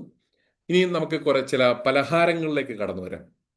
അതായത് അച്ചപ്പം, കുഴലപ്പം, ചീട എന്ന് പറയുന്ന പലഹാരങ്ങൾ, വട്ടയപ്പം, കിണ്ണത്തപ്പം, കള്ള് ചേർത്ത വെള്ളയപ്പം എന്നിവ ഇംഗ്ലീഷ് പലഹാരങ്ങളിൽ ഉള്ള cake, sponge cake, biscuit, rusk, bread എന്ന് പറയുന്ന ഇതൊക്കെ കൊച്ചി പലഹാരങ്ങൾ എന്നാണ് ഇതിനൊക്കെ പേര് പറയുന്നത്. അപ്പം ആ രീതിയിലുള്ള ബേക്കറി പലഹാരങ്ങളൊക്കെ കിട്ടാൻ വേണ്ടി അന്ന് കൊച്ചിക്ക് പോകേണ്ട ഒരു അവസ്ഥയുണ്ടായിരുന്നു. പിന്നീടാണ് ഈ പോർച്ചുഗീസുകാരുടെ രീതിയിലാണ്, അവരുടെ ഭാഗത്തു നിന്ന് വന്നൊരു വാക്ക് തന്നെയാണ് ഈ ഫോർമ എന്ന് പറയുന്നത്. അല്ലെങ്കിൽ നമ്മളിപ്പോൾ ബോർമ എന്ന വാക്ക് പോലും പോർച്ചുഗീസ് വാക്കാണ്. ഫോർമ എന്ന വാക്കിൽ നിന്നാണ് ബോർമ എന്ന വാക്ക് പോലും ഉണ്ടാകുന്നത്. ഈ ബോർമ സിസ്റ്റമൊക്കെ കൊണ്ടിരുന്ന പോർച്ചുഗീസുകാരാണ് നമ്മുടെ നാട്ടിൽ കൊണ്ടിരുന്നത്. വെണ്ണ ബിസ്ക്കറ്റും റസ്കും ബാർലി ബിസ്ക്കറ്റും ഒക്കെ അന്നത്തെ കൂട്ടി ഈ റാപ്പറിലൊന്നും പൊതിഞ്ഞില്ല. അത് ഒരു പ്രത്യേക രീതിയിലായിരുന്നു അവർ തരുന്നത്. നമ്മുടെയൊക്കെ വീടുകളിലൊക്കെ പണ്ട് ഈ ഈ വിരുന്നുകാരൊക്കെ വരുമ്പോഴത്തേന് ഈ കോഴിയൊക്കെ ഓടിച്ച് പിടിച്ചുകൊണ്ട് വന്നിട്ട് കറി വെക്കുന്ന ഒരു രീതിയൊക്കെ ഉണ്ട്. ഇപ്പം അതിനൊക്കെ ഒരു കാലം ഒത്തിരി മാറ്റം ഉണ്ടായി. കാരണം ഇപ്പം നമുക്ക് ബ്രോയിലർ ചിക്കൻ കിട്ടുന്ന ഒരവസ്ഥയിലേക്ക്, അല്ലെങ്കിൽ ഫ്രോസൺ ചിക്കൻ കിട്ടുന്ന ഒരവസ്ഥയിലേക്ക് കേരളവും വളർന്നു കഴിഞ്ഞല്ലോ ഈ കഴിഞ്ഞ ഒരു 30-35 വർഷമായിട്ട്. ഈ പ്രാദേശിക രുചികളുടെ ഒരു സങ്കലനമാണ് ക്രിസ്ത്യാനികളുടെ ഭക്ഷണം. മുമ്പ് ഞാൻ പറഞ്ഞ കരിമീൻ മപ്പാസും താറാവ് കറിയും സെമിനാരികളുടെയും പള്ളികളുടെയും കുശിനികളിലാണ് ആദ്യം രൂപപ്പെട്ടത്. അങ്ങനെ വൈൻ സെമിനാരികൾക്ക് ഒഴിച്ചുകൂടാത്ത ഒരു വിഭവം തന്നെയായിരുന്നു. അങ്ങനെ വന്ന മിഷണറിമാരെ നൽകിയ പാചക രഹസ്യങ്ങളിൽ നിന്നും കുശിനിക്കാർ പ്രത്യേക രീതിയിൽ കേരളീയ രീതിയിലും പല ഭക്ഷണങ്ങൾ ഉണ്ടാക്കിയെടുക്കുകയും ചെയ്യുകയുണ്ടായി. പ്രത്യേകിച്ച് ആ ഇടയ്ക്കാണ് മദ്യം ചേർത്തുള്ള പാചകം ചെയ്യുന്ന മാംസവിഭവങ്ങളും കേക്കും ഒക്കെ കൊണ്ടുവന്നത്. ആ സമയത്താണ് മാംസവിഭവങ്ങൾ ബ്രാൻഡിയിൽ കുഴച്ചു വെച്ചുകൊണ്ട് ഇറച്ചിക്ക് മയം കൊടുക്കുന്ന രീതി പോലും കേരളത്തിൽ ഒരു കാലത്തുണ്ടായിരുന്നു. അതുകൊണ്ട് രുചി കൂടും, കേട് വരികയില്ല എന്നാണ് അവർ പറയുന്നത്. ഇംഗ്ലീഷ് മുറയും പോർച്ചുഗീസ് മുറയും അങ്ങനെ തീൻമുറകളിൽ പ്രത്യേക രീതിയിൽ അവർക്ക് ഉണ്ടാകുകയും ചെയ്തു. ഈ കുമ്പളങ്ങിയെക്കുറിച്ച് നിങ്ങൾ കേട്ടിട്ടുണ്ട്. കുമ്പളങ്ങി എന്ന പറയുന്ന സ്ഥലത്തെക്കുറിച്ച് മുൻ മന്ത്രിയായ മുൻ കോൺഗ്രസ് നേതാവ് കൂടിയായ KV തോമസിന്റെ പുസ്തകം തന്നെ ഉണ്ടല്ലോ കുമ്പളങ്ങിയെക്കുറിച്ച്. അദ്ദേഹം കുമ്പളങ്ങിക്കാരനാണ്. അദ്ദേഹം മീനുമായി പോകുന്നതിനെ കുറിച്ചൊക്കെ തമാശയായിട്ടും ആളുകൾ പറയാറുണ്ടല്ലോ. സോണിയാഗാന്ധിയെ കാണാൻ പോകുന്ന കാര്യമൊക്കെ തമാശയായിട്ട് ആളുകൾ പറയാറുമുണ്ട്. ഇപ്പൊ കുമ്പളിങ്കാരുടെ ഈ കരിമീൻ ചെതുമ്പൽ മാറ്റാതെയാണ് അവർ ഉപയോഗിക്കുന്നത്. അത് ക്രിസ്ത്യൻ തനിമ അതിനകത്ത് കംപ്ലീറ്റ്ലി ഔട്ടായേക്കുന്ന സംഭവമാണ്. കാരണം പച്ചാളംകാരുടെ മീൻ തലക്കറി, അതുപോലെ അവരുടെ തലച്ചോറ് ഫ്രൈ, പിന്നെ അതുപോലെ തന്നെ പോത്തിന്റെ ചങ്കും കരളും നാവും വാലും കോഴിയുടെ വട്ടും കരളും ആടിന്റെ തലയും അതുപോലെ തന്നെ മസാല ചേർത്ത് വേവിച്ച ഈ രീതിയിലുള്ള ഭക്ഷണങ്ങളൊക്കെ വരാപ്പുഴക്കാരുടെ വിശിഷ്ട വിഭവങ്ങളായിരുന്നു. അതിനകത്തൊക്കെ ടേസ്റ്റ് മാസ്റ്ററായിട്ട് വരുന്നത് നെയ്യാണ്. അങ്ങനെ നെയ്യ് ചേർത്തുകൊണ്ട് ക്രിസ്ത്യൻ ഭക്ഷണത്തിന്റെ അച്ചാണിയായിട്ട് കൊടുക്കുന്ന ചിലയിടങ്ങളിൽ കപ്പൽ മുളകിന് പകരം കുരുമുളക് ചേർക്കുന്ന ഒരു അവസ്ഥയും ഉണ്ടായിരുന്നു. അതുപോലെ കൊച്ചി ഭാഗങ്ങളിൽ നമുക്ക് കാണാവുന്ന ഈ കമ്മത്ത്, അതുപോലെ തന്നെ ഉടുപ്പി ഹോട്ടലുകളിലെ ഈ ഹോട്ടലുകൾ നമുക്ക് കാണാം. പക്ഷെ നസ്രാണി ഹോട്ടലിൽ എന്നൊരു വകുപ്പ് അവിടെങ്ങും നമ്മൾ കണ്ടിട്ടില്ല. പക്ഷേ ഇപ്പം ആ രീതിയിലുള്ള ഭക്ഷണങ്ങൾ പോലും ഈ കൊമേഴ്സ്യലൈസേഷൻ്റെ ഭാഗമായിട്ട് പലയിടത്തും നമുക്ക് കാണാവുന്നതാണ്. അങ്ങനെ കരിമീനും ഞണ്ടും ചെമ്മീനും കിട്ടുന്ന ഹോട്ടലുകളിൽ നിന്ന് കേരളത്തിൻ്റെ വിവിധ ഭാഗങ്ങളിലുണ്ട്. തേങ്ങാപ്പാലും വിനാഗിരിയും ചേർത്ത താറാവും, അങ്ങനെ ദോശ കോഴിമുട്ടയും തേങ്ങയും ചേർത്ത് മുരിച്ചെടുക്കുന്ന ഒരു പ്രത്യേക വിഭവം, കരിമീൻ പൊള്ളിച്ചത് മാട്ടിയ വാഴയിൽ കരിമീൻ വെച്ചുകൊണ്ട് ഇരുവശത്തും വഴറ്റിയ അരപ്പ് പുരട്ടി വാഴനാര് കൊണ്ട് കെട്ടിപ്പൊള്ളിച്ചെടുക്കുന്ന രീതിയിലുള്ള കരിമീൻ, ഇതൊക്കെ ആ നാടിൻ്റെ ഒരു പ്രത്യേകത തന്നെയായിരുന്നു. ഞണ്ടുലർത്ത്, ചെമ്മീൻ തോരൻ എന്നിവയിൽ കുടംപുളിയാണ് ചേർക്കുന്നത്. ഫിഷ് മോളി എന്ന് പറയുന്ന ഒരു വിഭവം സെമിനാരികളിലെ കുശിനികളിൽ നിന്നാണ് കടന്നു വന്നത്. കക്കയിറച്ചി ഉലർത്തി വെളുത്തുള്ളിയും കുരുമുളകും ചതച്ച് മുൻപന്തിയിൽ വെച്ചുകൊണ്ട് ഉണക്കമീനും മാങ്ങയും നസ്രാണി വിഭവമാണ്. മീൻ മപ്പാസും ഫിഷ് മോളിയും ശരിക്കും പറഞ്ഞാൽ ഒന്ന് തന്നെയാണ്. പലയിടത്തും പല പേരുകൾ മാത്രം പറയുന്നു എന്ന് മാത്രമേ ഉള്ളൂ. അങ്ങനെ ഉണക്കമീൻ ചുട്ട് ചതച്ചുലർത്തി എത്ര ദിവസം വേണമെങ്കിലും കേടുവരാതെ ഇരിക്കുന്ന ഒരു അവസ്ഥയുണ്ടായിരുന്നു. കരിമീൻ കറിയും മീനും മാങ്ങയും അയലത്തോരൻ, കപ്പയും എല്ലും കുഴച്ചത്, ഞാൻ മുമ്പ് പറഞ്ഞ ഈ കപ്പ ബിരിയാണി എന്ന് പറയുന്നതിൻ്റെ ഒരു വകഭേദം, അതൊക്കെ നസ്രാണി വിഭവമാണ്. പറങ്ങിയണ്ടി ചുട്ട് ശർക്കര ചേർത്ത് ഒരു ഉണ്ട പോലെ ഉണ്ടാക്കിയെടുക്കുന്ന ഒരു കാലമുണ്ടായിരുന്നു. ചക്കക്കുരുവും പുളിങ്കുരുവും ഇതുപോലെ ചുട്ടെടുത്ത് ശർക്കര ചേർത്ത് ഉണ്ടയാക്കിയിരുന്ന ഒരു കാലം ഏകദേശം ഒരു 50 കൊല്ലം മുമ്പ് വരെയൊക്കെ നമ്മുടെ നാട്ടിലുണ്ടായിരുന്നു എന്നാണ് പറയുന്നത്. വിറകടുപ്പിൻ്റെ മുകളിൽ ക്രിസ്ത്യൻ വീടുകളിലെ അടുക്കളയിൽ ഉറിയിൽ പുകയിൽ ഒളിഞ്ഞ്, ഇന്ന് ഉറി എന്താണെന്ന് ചോദിച്ചു കഴിഞ്ഞാൽ പോയി ഉറിയും ഉരുളും ഒന്നും അറിയാത്തൊരു തലമുറയിലാണ് നമ്മളിപ്പോൾ ആയിരിക്കുന്നത്. അപ്പം അന്ന് ഈ ഉറിയിൽ പുകയിൽ ഇരിക്കുന്ന ഈ ഉണക്കമീനിനെ കുറിച്ച് നമ്മൾ കേട്ടിരുന്നു. ഇതോടൊപ്പം വിറകടുപ്പും ഉറിയും ഒക്കെ തന്നെ ആണെങ്കിൽ ഇന്നിപ്പോൾ പഴയ തലമുറയ്ക്ക് മാത്രം, ഇപ്പം എൻ്റെ തൊട്ടടുത്ത തലമുറയ്ക്ക് പോലും അറിയാൻ വയ്യാത്തൊരു രീതിയിലേക്ക് വരുന്നൊരു കാലത്തിലാണ് നമ്മളിപ്പോൾ ജീവിച്ചുകൊണ്ട് ഇരിക്കുന്നത്. നമ്മുടെ ആദ്യ കാലങ്ങളിലെ വിവാഹ ആഘോഷങ്ങളിലൊക്കെ അതിഥി സൽക്കാരം പ്രത്യേകത തന്നെയായിരുന്നു. ഇപ്പോഴത്തെ ഈ പറഞ്ഞ ഒരു ആധുനിക കാലഘട്ടത്തിലൊക്കെ ദുബായ് അടക്കമുള്ള നഗരങ്ങളിലൊക്കെ ആണെങ്കിൽ ഈസ്റ്ററിനും ക്രിസ്മസിനും ഒക്കെ നസ്രാണി സദ്യ എന്ന പേരിൽ ക്രിസ്ത്യൻ വിഭവങ്ങളുള്ള സദ്യകൾ ലഭിക്കാറുണ്ട്. തീർച്ചും ബിസിനസ് പരമായിട്ട് മാത്രം ഉള്ള രീതിയിലുള്ളൊരു ഭക്ഷണക്രമമാണത്. വിഷു വരുമ്പോൾ വിഷുവിൻ്റെ രീതിയിൽ, അങ്ങനെ ഓരോ രീതിയിൽ ഓരോ ആഘോഷങ്ങൾക്ക് അനുസൃതമായിട്ടുള്ളത്. ഇപ്പം നസ്രാണി സദ്യ എന്ന് പറഞ്ഞ രീതിയിൽ പല പ്രാവശ്യം ഇപ്പോൾ ദുബായിൽ ഈ ഭക്ഷണം ഇവിടെ ഉണ്ടാക്കുന്ന ഒരു പതിവ് ഇപ്പോൾ ഉണ്ടായിക്കൊണ്ടിരിക്കുന്നു. അപ്പം ആദ്യകാലത്തൊക്കെ നമ്മുടെ നാട്ടിലൊക്കെ ഉള്ള കല്യാണങ്ങളിൽ വാഴയിലയിൽ ആദ്യം വിളമ്പുന്നത് വിളയിച്ച ഉപ്പാണ് ആദ്യം കൊടുക്കുന്നത്. കല്ലുപ്പ് വാങ്ങി വീട്ടിൽ തന്നെ വറ്റിക്കുന്ന ഒരു പതിവുണ്ടായിരുന്നു. പിന്നെ വെള്ളം കിണ്ടിയിലും ഓട്ട് ഗ്ലാസ്സിലും ഇലക്കരികിൽ വെച്ചിരിക്കുന്ന ഒരു കാലമുണ്ടായിരുന്നു. കുത്തിരിച്ചോറിനൊപ്പം സർലാസ് എന്ന് പറഞ്ഞ് ചള്ളാസ്, പല ദേശങ്ങളും അതിന് ചിലയിടത്ത് ചള്ളാസ് എന്ന പേരിൽ പറഞ്ഞ് സാലഡാണ് അതിനെ കൊടുക്കും. അതായത് സവോളയും പച്ചമുളകും ചെറുതായി അരിഞ്ഞ് കുരുമുളക് പൊടിയും വെളിച്ചെണ്ണയും ഉപ്പും ചേർത്ത് തിരുമി തേങ്ങാപ്പാൽ തയ്യാറാക്കുന്ന രീതിയിലുള്ള ഒരു സാലഡ് ഉണ്ടാക്കി. പിന്നീട് പശുവിറച്ചി അല്ലെങ്കിൽ പോത്തിറച്ചി വരട്ടിയത് വിളമ്പുന്നു. കന്നുകാലിയെ ഒരാഴ്ച മുമ്പ് ചന്തയിൽ നിന്ന് വാങ്ങി സദ്യയുടെ തലേ ദിവസം അയൽവാസികൾ ഒത്തുചേർന്ന്, ബന്ധുക്കളും കൂട്ടുകാരും നാട്ടുകാരും ഒക്കെ ചേർന്ന് ഒന്നിച്ചു ചേർന്ന് കശാപ്പ് ചെയ്യുന്ന ഒരു രീതി ഉണ്ടായിരുന്നു. ഇതിൻ്റെ കരളും തലയും വാലും അത്താഴൂട്ടെന്ന് പറഞ്ഞ രീതിയിൽ തലേ ദിവസത്തെ സദ്യയ്ക്ക് വിളമ്പുന്ന ഒരു പതിവുണ്ടായിരുന്നു. ആ കാലം എല്ലാം തന്നെ നമുക്ക് നഷ്ടമായിക്കൊണ്ടിരിക്കുന്ന ഒരു രീതിയിലാണ് ഇപ്പോൾ നമ്മളായിരിക്കുന്നത്. അതിനെ ആ, അതിന് വെട്ടിക്കൂട്ടെന്ന് ഒരു പേരൊക്കെയാന്ന് പറയുമായിരുന്നു. ആ, ചിലയിടത്ത് നട്ടും ബോൾട്ടും എന്നുള്ള പേരുണ്ടായിരുന്നു എന്നൊക്കെ ഇങ്ങനെ പറയാറുണ്ട്. ആ രീതിയിലുള്ള കറികളും പിന്നെ മസാല ചേർത്ത് വിരട്ടി അന്ന് ആ രീതിയിലുള്ളതായിരുന്നു. അങ്കമാലി പോലെയുള്ള പ്രദേശങ്ങളിൽ പന്നിയിറച്ചി കൊടുത്തിരുന്ന ഒരു കാലമുണ്ടായിരുന്നു. മീൻ മാങ്ങയിട്ട് വെച്ച പാൽക്കറി എറണാകുളം ജില്ലയിൽ ഒരു പ്രധാന വിഭവമായിരുന്നു. ഇതിനുള്ള പുളി കുറഞ്ഞ ദശക്കട്ടിയുള്ള മാങ്ങ, ഉടയാത്ത രീതിയിലുള്ള മാങ്ങ വേണമെന്ന് പ്രത്യേകിച്ച് നമ്മുടെ പാചക വിദഗ്ധന്മാർ അന്ന് പറഞ്ഞിരുന്നു. എറണാകുളം തൃശ്ശൂർ ഭാഗങ്ങളിൽ പ്രചാരത്തിലുള്ള മള്ളിശ്ശേരി മാങ്ങ എന്ന് പറഞ്ഞൊരു മാങ്ങ ഉണ്ടായിരുന്നു. അതിന് മാന്യത ഉണ്ടാവാൻ കാരണം പോലും ഈ ഒരു സമയത്താണ്. സാധാരണ ഈ കറിക്കുള്ള മീന് വരാലായിരിക്കും, അല്ലെങ്കിൽ ഏതെങ്കിലും പുഴമീനായിരിക്കണമെന്ന് നിഷ്കർഷയുണ്ടായിരുന്നു. അല്ലെങ്കിൽ ഈ ചട്ടിയിൽ കയറിക്കൂടുന്ന നെയ്മീനോ ഓലക്കൊടിയനോ ആയിരിക്കണമെന്ന് അവർ പറയുകയുണ്ടായിരുന്നു. അങ്ങനെ ചട്ടിയിൽ കയറുന്ന നെയ്മീനായിരിക്കണം. ഒരാഴ്ച വരെ ഈ കറി കാ- കേടുകൂടാതെ ഇരിക്കും. അങ്കമാലിയിലുള്ള അങ്കമാലി മാങ്ങാക്കറി എന്ന പേരിൽ പോലും ഇത് വളരെ പ്രശസ്തമായി തന്നെ വരുന്ന ഒരു കാലഘട്ടവും ഉണ്ടായിരുന്നു. അങ്ങനെ 5 കൂട്ടം കറികളും മാങ്ങാച്ചാറുമാണ് ഈ സദ്യയുടെ പ്രൗഢി ചിഹ്നമായിട്ട് അന്ന് കണ്ടിരുന്നത്. സദ്യക്കൊടുവിൽ പൂവമ്പഴവും പാനിയും വിളമ്പുന്ന ഒരു പതിവുണ്ടായിരുന്നു. അങ്ങനെ പഞ്ചസാര പാനിയും തേനും പക്ഷേ ആ, ആ, യാക്കോബായ സുറിയാനി ക്രിസ്ത്യാനികൾക്ക് മാത്രമേ ഉള്ളായിരുന്നു. കോതമംഗലത്തും കുറുപ്പമ്പടിയിലും ഉള്ളവർ സദ്യ കഴിച്ച ഒരു കാലമുണ്ടായിരുന്നു. ആ രീതിയിൽ താറാവ്, ആട്, കരിമീൻ, നെയ്മീൻ, കൊഞ്ച് എന്നിവ നസ്രാണി സദ്യയിൽ കയറിക്കൂടിയിട്ട് അധികം നാളൊന്നും ആയിട്ടില്ല. വളരെ കുറച്ച് നാളുകൾ മാത്രമേ ആകുന്നു. ലത്തീൻ കത്തോലിക്കർക്കിടയിലാണ് ഈ വൈനും കേക്കും സദ്യയുടെ ആദ്യ ഘട്ടത്തിൽ തന്നെ ആ, വിളമ്പുന്ന ഒരു പതിവുണ്ട്. മധ്യ തിരുവിതാംകൂറിൽ ആ ഒരു പതിവ് ഇടക്കാലത്ത് വന്നിരുന്നെങ്കിൽ തന്നെയും അത് പിന്നീട് ഇല്ലാതാവുകയും ചെയ്യുന്ന ഒരു കാലമുണ്ടായിരുന്നു.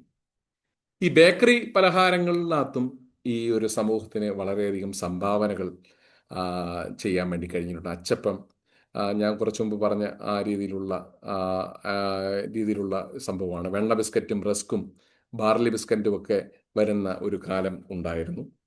അങ്ങനെ കോട്ടയം രീതിയിലേക്ക് വന്നപ്പോഴത്തേന്, കോട്ടയം ഭാഗത്തേക്ക് കോട്ടയം പലഹാരങ്ങൾ എന്ന പേരിൽ തന്നെ പലവിധങ്ങളായ പലഹാരങ്ങൾ ഉണ്ടായിരുന്നു. അതിനകത്ത് എടുത്തു പറയേണ്ട ചില കാര്യമുണ്ട്. കാഞ്ഞിരപ്പള്ളി പാചകം എന്ന പേരിൽ ഒരു രുചിത്തരം തന്നെ നസ്രാണി പാചകത്തിൽ ഉണ്ടായിരുന്നു. ഇപ്പം ഹോം സ്റ്റേകളിലൊക്കെ വിശദമായിട്ട് തേങ്ങാപ്പാലും വിനാഗിരിയും ചേർക്കുന്ന കരിമീൻ്റെ മപ്പാസ്, താറാവിൻ്റെ മപ്പാസ്, ഇതൊക്കെ ഇവിടെ സ്പെഷ്യലായിട്ട് കൊടുക്കുന്ന ഒരു കാലമുണ്ട്. ഈന്തപ്പം, അയനിയപ്പം എന്ന് പറഞ്ഞവയിൽ ജ്ഞാനായക്കാരുടെ ഇടയിൽ നിലനിന്നിരുന്ന ഒരു സംഭവമുണ്ട്. പനയീന്തിൻ്റെ കായ് പൊടിച്ച് വെള്ളത്തിലിട്ട് 100 എടുത്ത് ആ പൊടി കൊണ്ടാണ് ആ അപ്പം ഉണ്ടാക്കുന്നത്. ചൂണ്ടപ്പനയുടെ ഉള്ളിലുള്ള മൃദുവായ ചോറും മാങ്ങേണ്ടിയും ഉരലിലടിച്ച് വെള്ളത്തിൽ കലക്കി 100 മാറ്റി എടുത്തുകൊണ്ടാണ് മാങ്ങാണ്ടിയപ്പം എന്ന പേരിൽ ഒരു അപ്പം ഉണ്ടാക്കുന്ന ഒരു അവസ്ഥയുണ്ടായിരുന്നു. കശുവണ്ടി, ചക്കക്കുരു, പുളിങ്കുരു എന്നിവ കൊണ്ടും ഇങ്ങനെ ഉണ്ടാക്കുമെന്ന് ഞാൻ കുറച്ചു മുമ്പ് പറഞ്ഞു. പെസഹ അപ്പം, തെക്കൻ ചിട്ടയിലുള്ള അപ്പത്തിന് ഇൻട്രിയപ്പം, നമ്മുടെ ക്രിസ്തുവിൻ്റെ കുരിശിൻ്റെ മുകളിൽ എഴുതി INRI എന്നുള്ള ആ ഒരു രീതിയിൽ. വടക്കൻ ചിട്ടയിൽ അതിനെ കൽത്തപ്പം എന്ന് വിളിക്കുന്നു. നമ്മുടെ നാട്ടിലെ അലുവ പോലെയുള്ള ഭാഗത്തിന് വടക്കോട്ട് അതിന് കലത്തപ്പം എന്നൊരു പേരിൽ ഇവിടെ പറയുന്നത് ഞാൻ കേട്ടിട്ടുണ്ട്. കുരുത്തോല കൊണ്ടുള്ള കുരിശും വെച്ച് അലങ്കരിച്ച് അരി, ഉഴുന്ന് അതുപോലെ ചേർത്ത് പുളിക്കാത്ത അപ്പവും ഇൻട്രിയപ്പം എന്ന പേരിൽ. അപ്പം ഞാൻ മുമ്പ് പറഞ്ഞ INRI ആ ഒരു അപ്പത്തിനുണ്ടായിരുന്നു. അരിപ്പൊടിയും ശർക്കര ഏലക്കായും ചേർത്ത് കുറുക്കിയ പാലായിരുന്നു പെസഹ പാൽ എന്ന രീതിയിൽ കൊടുത്തുകൊണ്ടിരുന്നത്. ഓശാനയ്ക്ക് കിട്ടിയ വെഞ്ചരിച്ച ഈ കുരുത്തോല കുരിശാകൃതി വെച്ചിട്ട് അപ്പത്തിന് വെച്ച് പുളിക്കാത്ത പെസഹാപ്പം ഉണ്ടാക്കി പാല് കുറുക്കുവാൻ പുത്തൻ കലവും ചിരട്ടത്തവി അന്നൊക്കെ നിർബന്ധമായിരുന്ന ഒരു കാലവും നമുക്ക് ഉണ്ടായിരുന്നു. തെക്കൻ കേരളത്തിൽ പ്രചാരത്തിലുള്ള ഈ പിടി എന്ന് പറയുന്ന ഒരു വിഭവം, അത് ഞാൻ ഇവിടെ വന്നതിന് ശേഷമാണ് അത് ഞാൻ കഴിക്കാൻ വേണ്ടിയിട്ടുള്ള അവസരം ഉണ്ടാകുന്നത്. റൈസ് ഡംപ്ലിങ്സ് എന്നൊക്കെ നമ്മുടെ മക്കളൊക്കെ പറയുന്ന ആ സംഭവം കോഴിക്കറിക്കൊപ്പമാണ്. അത് ചുവന്ന കോഴിക്കറിക്കൊപ്പമാണ് വിളമ്പുന്നത്. അവലോസ് പൊടി, ഉള്ളി, വേപ്പില, തേങ്ങ, മല്ലി, ജീരകം ചതച്ചെന്ന് ചേർത്ത് പുഴുങ്ങിയെടുക്കുന്ന മട്ടേരിയാണ് ഇതിനു വേണ്ടി ഉപയോഗിക്കുന്നത്. ക്രിസ്മസിനും ഈസ്റ്ററിനും ഒക്കെ വിളമ്പുന്ന ഈ പലഹാരം വടക്കൻ കേരളത്തിലോട്ട് അത്ര പ്രചാരത്തിലുള്ള ഒരു സംഭവമല്ല.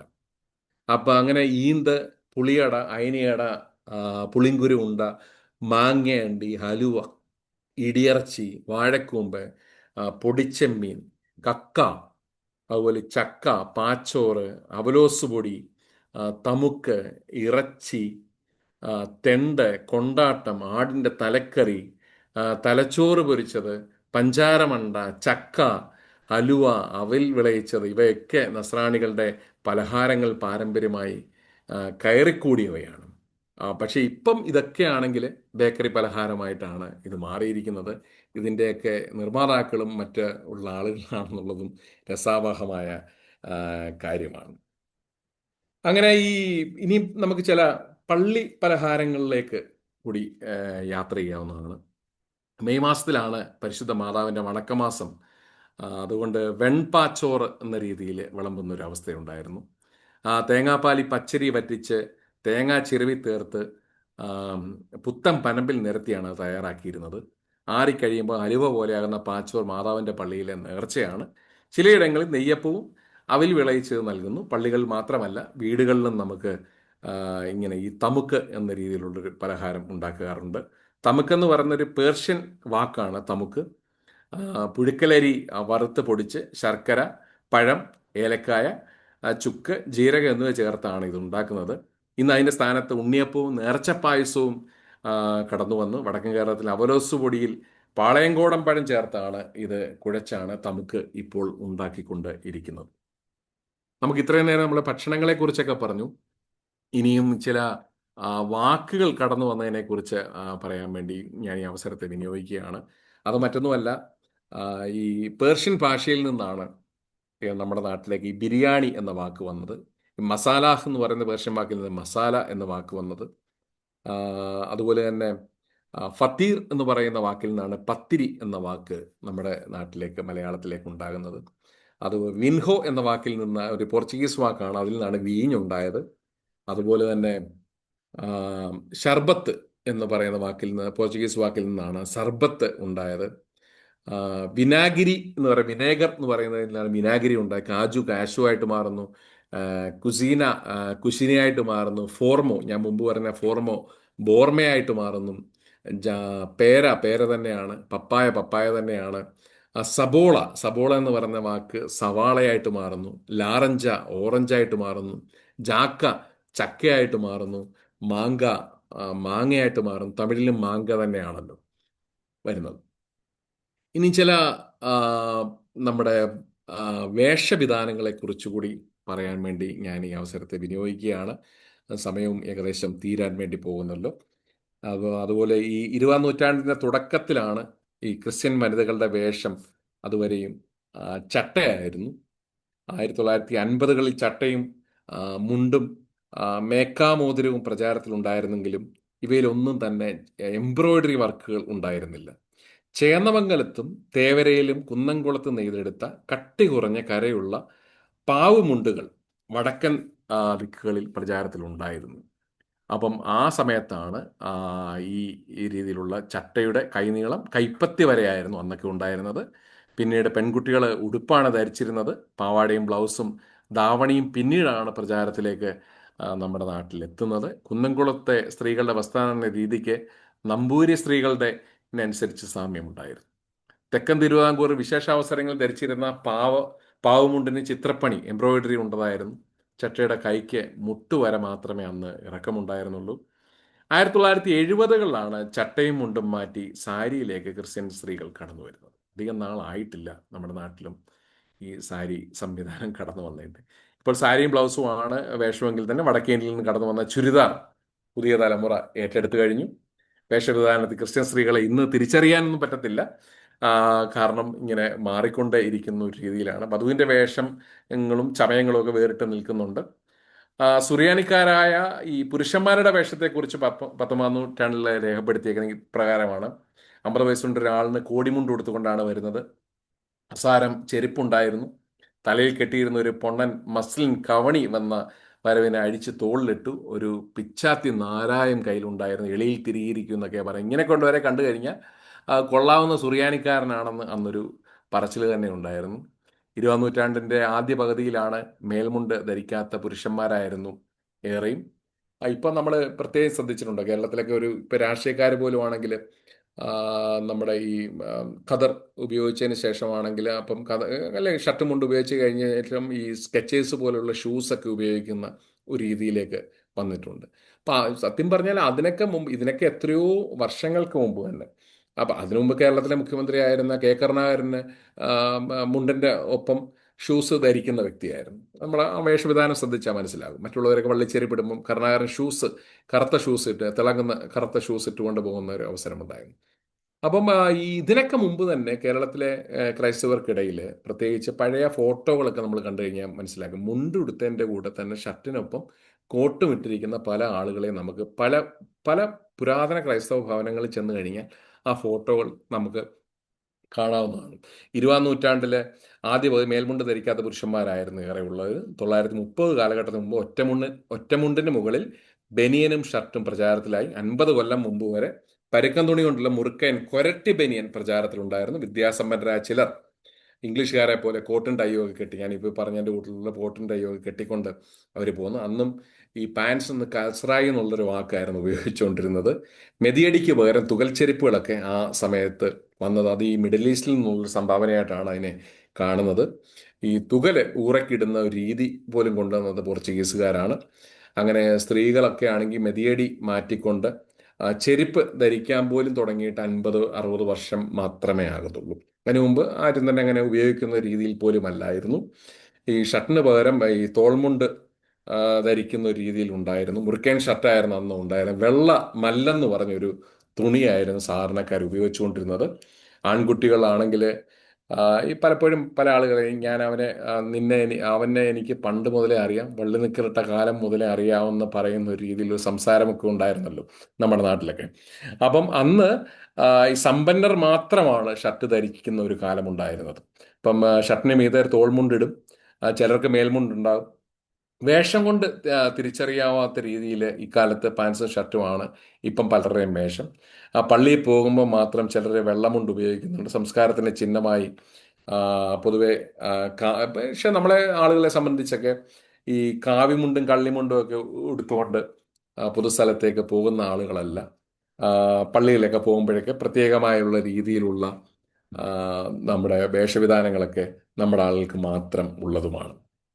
വസ്ത്രധാരണത്തിൻ്റെ കാര്യത്തെക്കുറിച്ച് പറയുമ്പം മറ്റുള്ളവരുമായിട്ട് വേറിട്ട രീതിയിലായിരുന്നു നമ്മുടെ പലരുടെയും വേഷവിധാനങ്ങൾ എന്നും നമ്മൾ മനസ്സിലാക്കണം. കൃഷിയും വാണിജ്യവുമാണ് രാജ്യത്തിൻ്റെ പുരോഗതിക്ക് നിർണ്ണയിക്കുന്ന പ്രധാന ഘടകമെന്ന് അന്നത്തെ ഭരണകർത്താക്കൾ തിരിച്ചറിഞ്ഞപ്പം സമൂഹത്തിൽ വലിയ സ്ഥാനം തന്നെ ഈ ക്രൈസ്തവർക്ക് ലഭിക്കുകയും കിട്ടി. അങ്ങനെ രാജാക്കന്മാരും പ്രഭുക്കന്മാരും മുന്നോട്ട് വന്നു. ക്രൈസ്തവർക്ക് 72 പദവികൾ, പ്രത്യേകിച്ച് അന്നത്തെ സാമൂഹിക നില നോക്കിക്കഴിഞ്ഞാൽ നമുക്ക് മനസ്സിലാക്കാവുന്ന രീതിയിലേക്ക് അതൊക്കെ കടന്നു വന്നു. മട്ടാഞ്ചേരി, തൃപ്പൂണിത്തറ, തൃശ്ശൂർ, കുന്നംകുളം, ഇരിങ്ങാലക്കുട, ചാലക്കുടി, അങ്കമാലി എന്നിവിടങ്ങളിലുള്ള കമ്പോളങ്ങൾ, പ്രത്യേകിച്ച് ചന്തസ്ഥാനങ്ങളെല്ലാം തന്നെ ക്രൈസ്തവരുടെ നിയന്ത്രണത്തിൽ തന്നെയായിരുന്നു. അപ്പോൾ ഇതൊക്കെയാണ് ഇതിനെക്കുറിച്ചുള്ള ഒരു വിശദമായ വിവരങ്ങൾ. 1 മണിക്കൂർ കൊണ്ടോ അല്ലെങ്കിൽ 1 ദിവസം കൊണ്ടോ പറയാവുന്ന ചരിത്രമല്ല. ഞാൻ പല പുസ്തകങ്ങളിൽ നിന്നും പല കാലഘട്ടങ്ങളിൽ എഴുതിയ കണ്ടെടുത്ത വിഷയങ്ങളാണ്. അതിനകത്ത് ശ്രീധരമേനോൻ്റെ സർ CP തിരുവിതാംകൂർ ചരിത്രത്തിൽ എന്ന് പറയുന്ന പുസ്തകത്തിനകത്ത് ഒന്നുണ്ട്, കൂടുതലുണ്ട്. അതുപോലെ ബെർണാഡ് തോമ എന്ന് പറഞ്ഞ അദ്ദേഹത്തിൻ്റെ മർത്തോമ ക്രിസ്ത്യാനികൾ എന്ന പുസ്തകത്തിൽ ഇതിനെക്കുറിച്ച് വിശദമായ വിവരങ്ങളുണ്ട്. ഹെറിറ്റേജ് ഓഫ് ഗോവാപുരി എന്ന് പറഞ്ഞുകൊണ്ടൊരു പുസ്തകമുണ്ട്, അതിനകത്ത് ഇതുണ്ട്. ഞാനിത് നിങ്ങളുടെ അറിവിന് വേണ്ടി മാത്രം പറഞ്ഞ ചരിത്രരശ്മികൾ എന്നൊരു കേരള സംസ്ഥാനത്തിൻ്റെ ആർക്കൈവ്സിൻ്റെ പുസ്തകമുണ്ട്. കൊച്ചി രാജ്യചരിത്രം എന്നൊരു പുസ്തകം പത്മനാഭമേനോൻ്റെ പുസ്തകമുണ്ട്, അതിനകത്ത് ചില കാര്യങ്ങളുണ്ട്. പിന്നെ ഹിന്ദു മാഗസിനിൽ ഒരിക്കൽ വന്ന ഒരു നോട്ട്സ് ഫ്രം ലിബ്സൺ എന്ന് പറയുന്ന പ്രതാപ് നായർ എഴുതിയ ഒരു ലേഖനത്തിൽ ചില വിവരങ്ങളുണ്ട്. കൊച്ചി രാജ്യ ചരിത്രം എന്ന് പറയുന്ന പുസ്തകം പത്മനാഭമേനോൻ്റെ പുസ്തകമുണ്ട്. വാഴക്കുളം ഒരു ചരിത്ര വീക്ഷണം എന്നൊരു പുസ്തകമുണ്ട്. കേരളത്തിലെ നമ്മുടെ ഫുൽമേനി ആൻഡ് കരുണ എന്ന് പറയുന്ന പുസ്തകം പോലെ തന്നെ മലയാളത്തിലെ ആദ്യ നോവൽ എന്നുള്ള പേര് സത്യം പറഞ്ഞ ആ ഒരു പുസ്തകത്തിന് കിട്ടുന്നതാണ്. ഞങ്ങളുടെ മാവേലിക്കരയ്ക്ക് കൂടി അവകാശപ്പെട്ട ഒരു ചരിത്രമാണ് ജോസഫ് പീറ്റ് വിവർത്തനം ചെയ്ത ഫുൽമേനി ആൻഡ് കരുണ എന്ന് പറയുന്ന ഒരു പുസ്തകം. അതുപോലെ തന്നെ അത് മറ്റൊരു പുസ്തകമാണ് ഘാതകപദം, മിസസ് റിച്ചാർഡ് കോളിൻസ് എഴുതിയ പുസ്തകം. അതിനകത്തെ ചില വിവരങ്ങളൊക്കെ ഉണ്ട് ഈ പുസ്തകത്തിനകത്തൊക്കെ ഉണ്ട്. സർവോപരി ഇതിനെക്കുറിച്ച് കൂടുതൽ അറിവ് കിട്ടിയ മറ്റൊരു പുസ്തകമാണ്, നിങ്ങൾ ഏവരും വായിച്ചിരിക്കേണ്ട ഒരു പുസ്തകമാണ്. എൻ്റെ പ്രിയപ്പെട്ട സുഹൃത്തും സ്റ്റേറ്റ് ബാങ്ക് ഓഫ് ഇന്ത്യയിലെ മുൻ ഉദ്യോഗസ്ഥനുമായിരുന്ന എഴുത്തുകാരൻ വർഗീസ് സംഗമാല എഴുതിയ കേരള ക്രൈസ്തവർ സംസ്കാരം പൈതൃകം എന്നൊരു പുസ്തകമുണ്ട്. അത് കേരള ഭാഷാ ഇൻസ്റ്റിറ്റ്യൂട്ട് ഇറക്കിയൊരു പുസ്തകമാണ്. വേണ്ട രീതിയിൽ അത് വായിക്കപ്പെടേണ്ട പുസ്തകമാണ്. നിങ്ങളേവരും അത്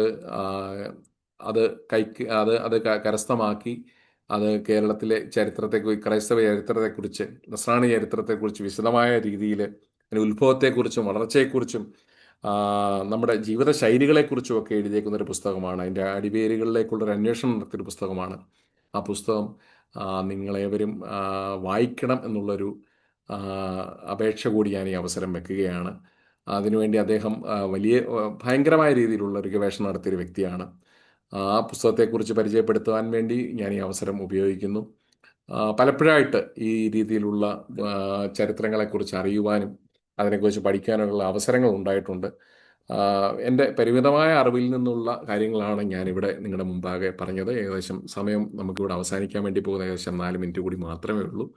അതുകൊണ്ട് എനിക്ക് ഇത്തരത്തിലൊരു അവസരം നൽകിയ പ്രിയപ്പെട്ടവരുള്ള നന്ദിയും പറയുവാൻ വേണ്ടി ഈ അവസരത്തെ ഞാൻ വിനിയോഗിക്കുന്നു. പ്രത്യേകിച്ച് പ്രിയപ്പെട്ട വിൽസൺ കരിമ്പന്നൂറിനും ഇതിൻ്റെ അണിയറ പ്രവർത്തകർക്കും ഇന്നത്തെ ഈ യോഗം പ്രാർത്ഥിച്ചാരംഭിച്ച എൻ്റെ പ്രിയപ്പെട്ട സുഹൃത്തുക്കൂടെ ബെന്നി അടക്കമുള്ള മറ്റ് പ്രിയപ്പെട്ടവർക്കുമുള്ള നന്ദി അർപ്പിച്ചുകൊണ്ട് ഞാൻ ഈ അവസരം ഈ ഉദ്യമത്തിൽ നിന്നും പിൻവാങ്ങുന്നു. ദൈവം നമ്മെ ഓരോരുത്തരെയും അനുഗ്രഹിക്കുമാറാകട്ടെ. അതെ, വളരെ താങ്ക്സ് റോജിൻ പൈനമൂടിന് നന്ദി അറിയിക്കുന്നു. റോജിൻ പറഞ്ഞതായിരിക്കുന്ന വിഷയവുമായിട്ട് നമുക്ക് എന്തെങ്കിലും സംശയങ്ങളോ അതുപോലെ തന്നെ എന്തെങ്കിലും കൂട്ടിച്ചേർക്കാനോ ഉണ്ടെങ്കിൽ നമുക്ക് ഡിസ്കഷനുള്ള ഒരു സമയമുണ്ട്. അതിന് മുമ്പേ അനൗൺസ്മെന്റ് ആണ് സാധാരണ നടത്താറുള്ളത്. ഇന്നും അങ്ങനെയാണെന്ന് കരുതുകയാണ്. അങ്ങനെയാണെങ്കിൽ അനൗൺസ്മെന്റിന് ശേഷം നമുക്ക് ഒരല്പസമയം ചോദ്യങ്ങൾക്ക് വേണ്ടി ഉള്ള അവസരം കണ്ടെത്താം.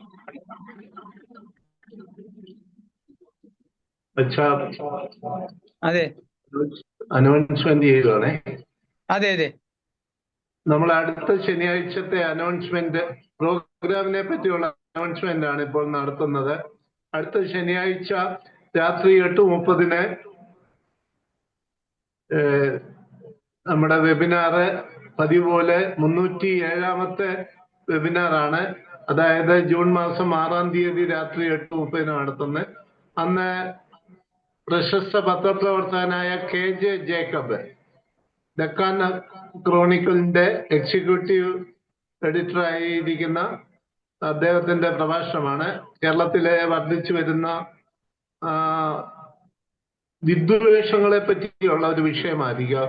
ചില പ്രത്യേക കമ്മ്യൂണിറ്റിയോടുള്ള വിദ്വേഷം വളർന്നു വരുന്നു, അതിനെപ്പറ്റിയുള്ള ഒരു വിഷയമാണ് അദ്ദേഹം സംസാരിക്കുന്നതാണ് അറിയിച്ചത്. കൂടുതൽ വിവരങ്ങള് നമ്മള് പുറകാലെ അറിയിക്കുന്നുണ്ട്. അദ്ദേഹം 30 വർഷമായിട്ട് പത്രപ്രവർത്തന രംഗത്ത് മാതൃഭൂമിയിലും വിദ്യ വീക്കിലും ഒക്കെ പ്രവർത്തിച്ച പ്രശസ്തനായ ഒരു വ്യക്തിയാണ്. എല്ലാവരും ഇതേ പാസ്വേഡ്, ഇതേ ലിങ്കിൽ പ്രവേശിക്കണമെന്ന് അഭ്യർത്ഥിക്കുന്നു. പ്രത്യേകിച്ച് അനൗൺസ്മെന്റുകൾ തീർന്നെന്ന് കരുതുകയാണ്. ആരും ഹാൻഡ് റൈസ് ചെയ്തിട്ടില്ല. ജനറലായിട്ട് നമുക്ക് ചോദിക്കാനുള്ള അവസരം ആവശ്യമെങ്കിൽ നമുക്ക് ഉപയോഗിക്കാം. ഫിലിപ്പ് കല്ലട. എല്ലാവർക്കും നമസ്കാരം. ശ്രീമാൻ റോജിൻ പൈനമൂടിൻ്റെ പ്രഭാഷണം ശ്രദ്ധയോടെ കേട്ടു. കേരള ക്രൈസ്തവരുടെ പൈതൃകവും പാരമ്പര്യവും എന്ന വിഷയത്തെക്കുറിച്ചാണ് അദ്ദേഹം പറയാൻ ഒരുങ്ങുന്നതെന്നുള്ള ധാരണയിലാണ് ഞാൻ ഇരുന്നത്. എന്നാൽ കേരളത്തിലെ നസ്രാണികളുടെ രുചിക്കൂട്ടുകളെക്കുറിച്ചും അവ വന്ന ചരിത്ര വഴികളെക്കുറിച്ചുമാണ് അദ്ദേഹം വിശദീകരിച്ചത്. പലർക്കും പരിചയമുള്ളതും പരിചയമില്ലാത്തതുമായ ഒരുപാട് കാര്യങ്ങൾ വളരെ ഭംഗിയായിട്ട് തന്നെ പറഞ്ഞു. വളരെ നന്ദി. എനിക്കൊരു സംശയമുള്ളത്, അന്നത്തെ ഈ രുചിക്കൂട്ടുകളും ഭക്ഷണങ്ങളും, പ്രത്യേകിച്ച് ഈ കപ്പയും മറ്റും തിന്ന് ഒരുപാട് പേര് അസുഖമാകുകയും മരിക്കുകയൊക്കെ ചെയ്തെന്ന് പറഞ്ഞു. ഈ ഭക്ഷണക്രമങ്ങൾ മനുഷ്യൻ്റെ ആയുസ്സിനെ കൂട്ടുകയാണോ കുറയ്ക്കുകയാണോ, രോഗമില്ലാതാക്കുകയാണോ രോഗം ഉണ്ടാക്കുകയാണോ ചെയ്തതെന്നുള്ളത് ഒന്ന് വിശദീകരിച്ചാൽ കൊള്ളാം. അത് ഇന്നത്തെ സാഹചര്യമായിട്ട് താരതമ്യപ്പെടുത്തുമ്പോൾ അതിൻ്റെ വ്യത്യാസം എന്താണ്? ഈ കാര്യങ്ങളൊന്ന് അറിഞ്ഞാൽ നന്നായിരുന്നു. Thank you. ഒരു ചോദ്യത്തിലൂടെ ഹാൻഡ് റൈസ് ഉണ്ട്. ആനി മേരി, രണ്ട് ചോദ്യം കഴിഞ്ഞിട്ട് അദ്ദേഹം മറുപടി പറയുന്നതായിരിക്കും ഉത്തമം തോന്നുന്നു, സമയത്തിന്റെ ലാഭം കൊണ്ട് നമുക്ക്. ഓക്കെ.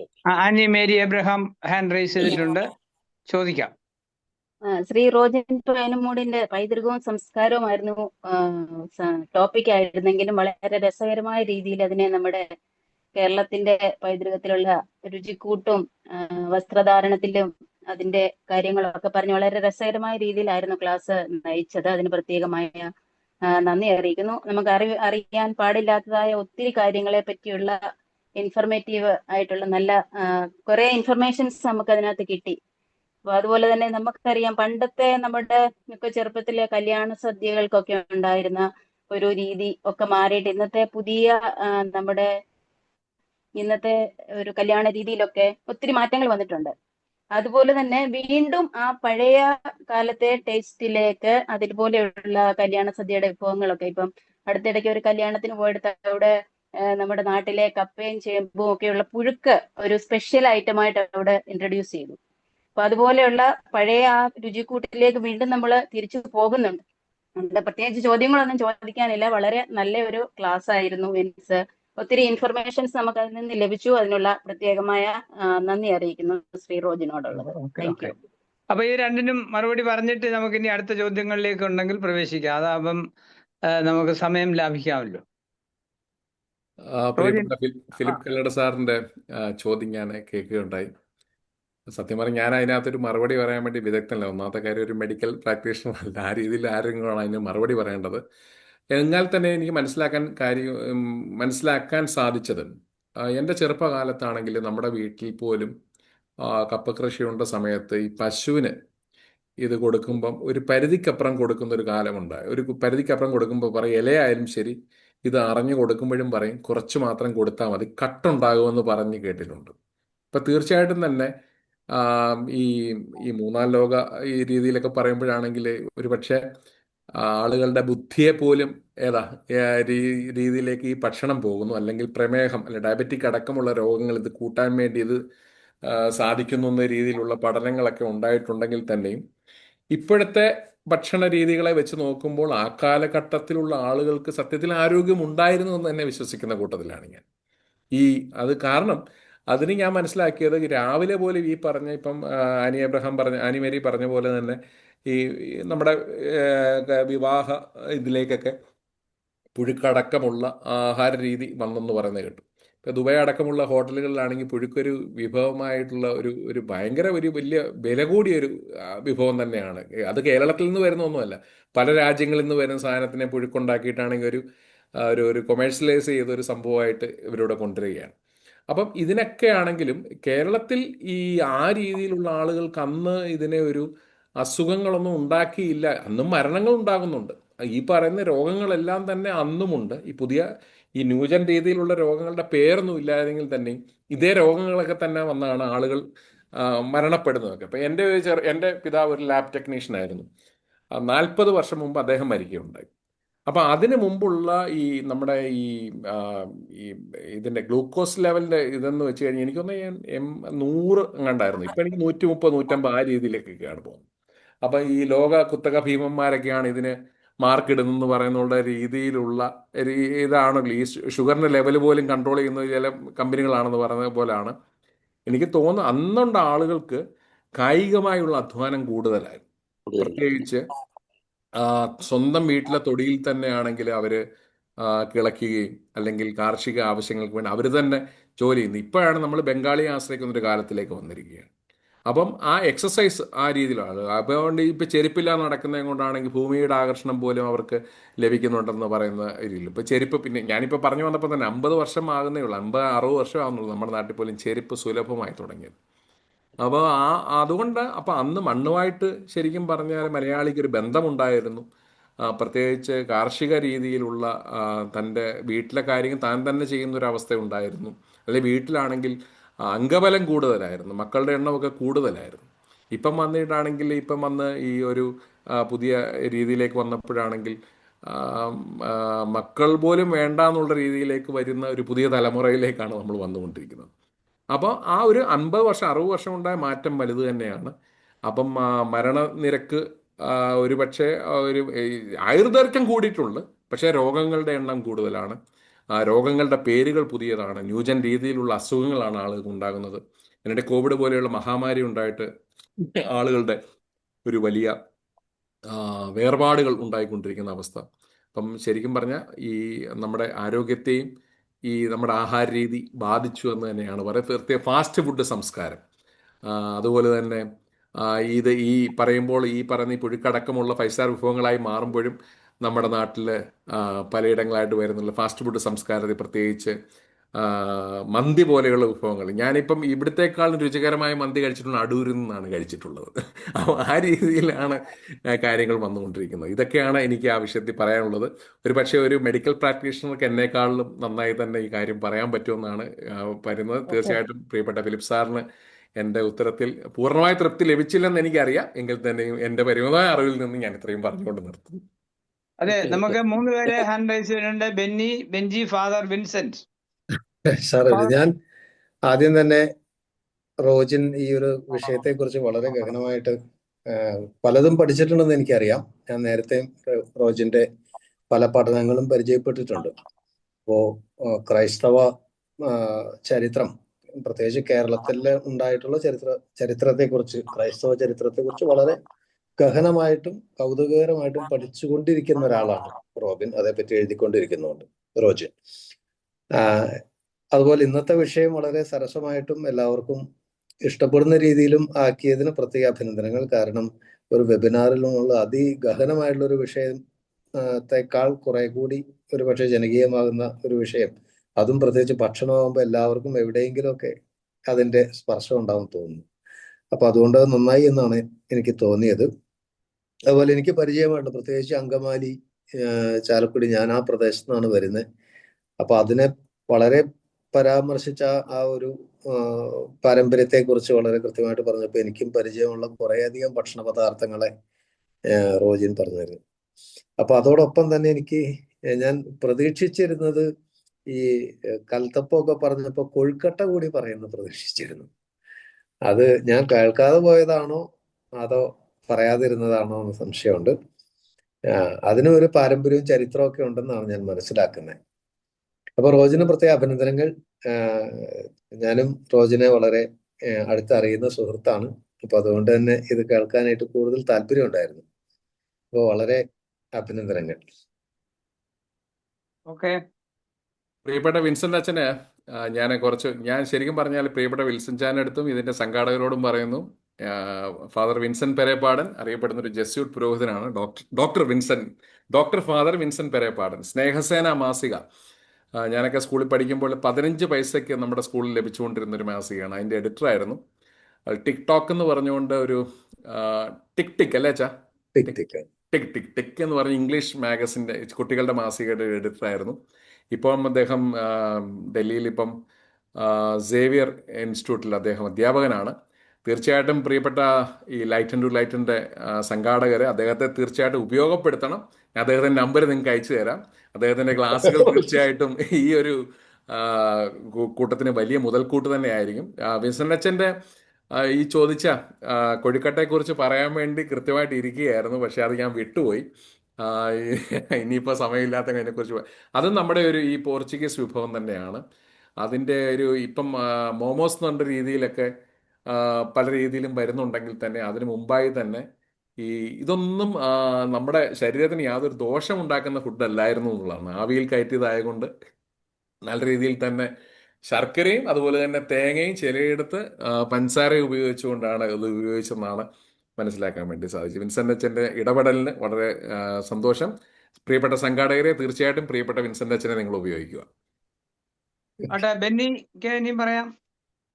വളരെയധികം സന്തോഷമുണ്ട്. റോജിൻ പറഞ്ഞതുപോലെ തന്നെ സ്കൂളിലും അതുപോലെ തന്നെ കോളേജിലുമൊക്കെയും സമകാലികമായി ജീവിച്ചു പോയ അല്ലെങ്കിൽ പഠിച്ച റോജിന് ഇന്ന് light to lighten Marthoma study ഫോറത്തിൻ്റെ വേദിയിൽ വരുവാനും ഇപ്രകാരം ഈ ഒരു വിഷയത്തെപ്പറ്റി വളരെ ഗഹനമായ ഒരു പ്രഭാഷണം നിർവഹിക്കുവാനും സാധിച്ചതിൽ എല്ലാവിധമായിട്ടുള്ള അഭിനന്ദനങ്ങൾ അറിയിച്ചുകൊള്ളുകയാണ് ഈ സമയത്ത്. ഏതാണ്ട് 305 വെബിനാറുകൾ നമ്മുടേത് കഴിഞ്ഞുപോയി. എന്നാൽ ഈ ഒരു വെബിനാറിൻ്റെ പ്രത്യേകത എന്ന് പറഞ്ഞത് എൻ്റെ തുടക്കം മുതൽ തന്നെ ഈ നമ്മൾ വായിൽ കപ്പലോടുക അല്ലെങ്കിൽ വായിൽ വെള്ളം വരിക എന്നൊക്കെ പറയുന്ന നമ്മുടെ ഒരു നാടൻ ഭാഷയുണ്ടല്ലോ, അപ്രകാരം കേട്ടിരുന്ന ഒരു വെബിനാർ ഇത് മാത്രമാണ് എന്ന് ഞാൻ വിശ്വസിക്കുകയാണ്. പ്രത്യേകിച്ച് നമ്മുടെ പാരമ്പര്യമായിട്ടുള്ള ഈ പാചക രീതികളൊക്കെയും ഈ നമ്മുടെ മലയാളക്കരയിൽ എങ്ങനെയാണ് വന്നത്, അതിൻ്റെ ഈ ഹിസ്റ്ററിയൊക്കെ പറഞ്ഞത് കേട്ടതൊക്കെ ഒത്തിരി സന്തോഷമുണ്ടായി. നമുക്കെല്ലാവർക്കും അറിയാം, ഇപ്പോഴെല്ലാവരും നമ്മുടെ നാട്ടിലൊക്കെ ഒത്തിരി കൂടുതലായിട്ട് ആശ്രയിക്കുന്നത് അറബിക് ഫുഡും അങ്ങനെയുള്ള വിദേശ ഫുഡുകളെയൊക്കെ കൂടുതലായിട്ട് നമ്മുടെ യുവതലമുറ ഇങ്ങനെ ആഘോഷിച്ച് അല്ലെങ്കിൽ രുചിച്ച് കൊണ്ടാടുമ്പോൾ നമുക്ക് ഇപ്രകാരമുള്ള വിഭവങ്ങളൊക്കെ ഉണ്ടായിരുന്നു. ആ വിഭവങ്ങളൊക്കെ അതിൻ്റേതായിട്ടുള്ള പ്രാധാന്യത്തോടു കൂടി വീണ്ടും തിരിച്ചു വരികയാണ്. അത് തിരിച്ചു വരികയാണ് എന്ന് പറയുവാനായിട്ട് കാരണം ഞാൻ ഏതാണ്ട് അമേരിക്കയിൽ ഇപ്പം ഒരു 10-12 വർഷമൊക്കെ ആയി. എന്നാൽ ഇപ്പോഴത്തെ ഒരു 4-5 വർഷമായിട്ട് കാണുന്ന ഒരു പ്രവണത എന്ന് പറയുന്നത് നമ്മുടെ പള്ളികളിലും നമ്മുടെ കൂട്ടായ്മകളിലൊക്കെയും നമ്മുടെ പരമ്പരാഗതമായിട്ടുള്ള രുചിക്കൂട്ടുകൾ ഇവിടെയും തിരിച്ചു വന്നുകൊണ്ടിരിക്കുകയാണ്. അതായത് പൊതിച്ചോറ്, ഈ പറഞ്ഞ കപ്പ ബിരിയാണി, അതുപോലെ തന്നെ ഈ പുഴുക്കുകളൊക്കെയും ഇവിടെയുള്ള മലയാളി കൂട്ടങ്ങളിലൊക്കെ തിരിച്ചു വരുന്നത് കാണുമ്പോൾ ഒത്തിരി സന്തോഷമുണ്ട്.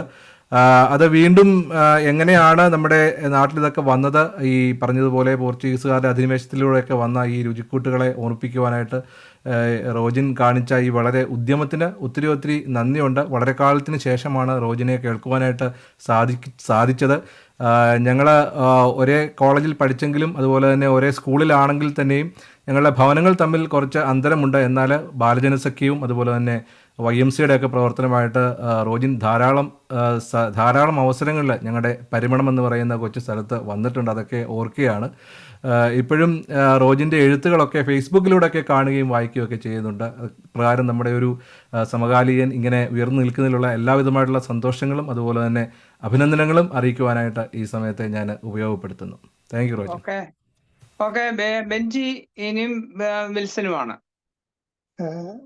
റോജിൻ വളരെ മനോഹരമായിട്ട് ശ്രദ്ധേയമായ വിധത്തിൽ ക്ലാസ് എടുത്തു. അതിൽ പ്രത്യേകമായിട്ട് നന്ദി അറിയിക്കുന്നു. വളരെ ഷോർട്ട് നോട്ടീസിലാണ് റോജിനെ നമുക്ക് കിട്ടിയത്.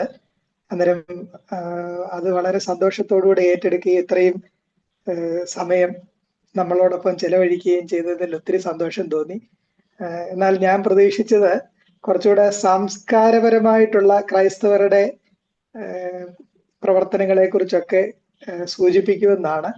ഇപ്പോ വിൻസെന്റ് അച്ഛൻ പറഞ്ഞ സമയത്ത് കൊഴുക്കട്ടയുടെ ചരിത്രത്തെ കുറിച്ച് അച്ഛൻ പറഞ്ഞല്ലോ, കൊഴുക്കത്തെ കുറിച്ച് പറയുമായിരിക്കും എന്ന് പ്രതീക്ഷിച്ചത്. അപ്പൊ ഞാൻ പെട്ടെന്ന് ഓർത്ത ഒരു സംഗതി, ഇത് ഉദയംപേരൂർ സുന്നഹദോസുമായിട്ട് ബന്ധപ്പെട്ട് കൊഴുക്കട്ടയെ കുറിച്ച് വളരെ രസകരമായിട്ടുള്ള ഒരു കഥ കേട്ടിട്ടുണ്ട്.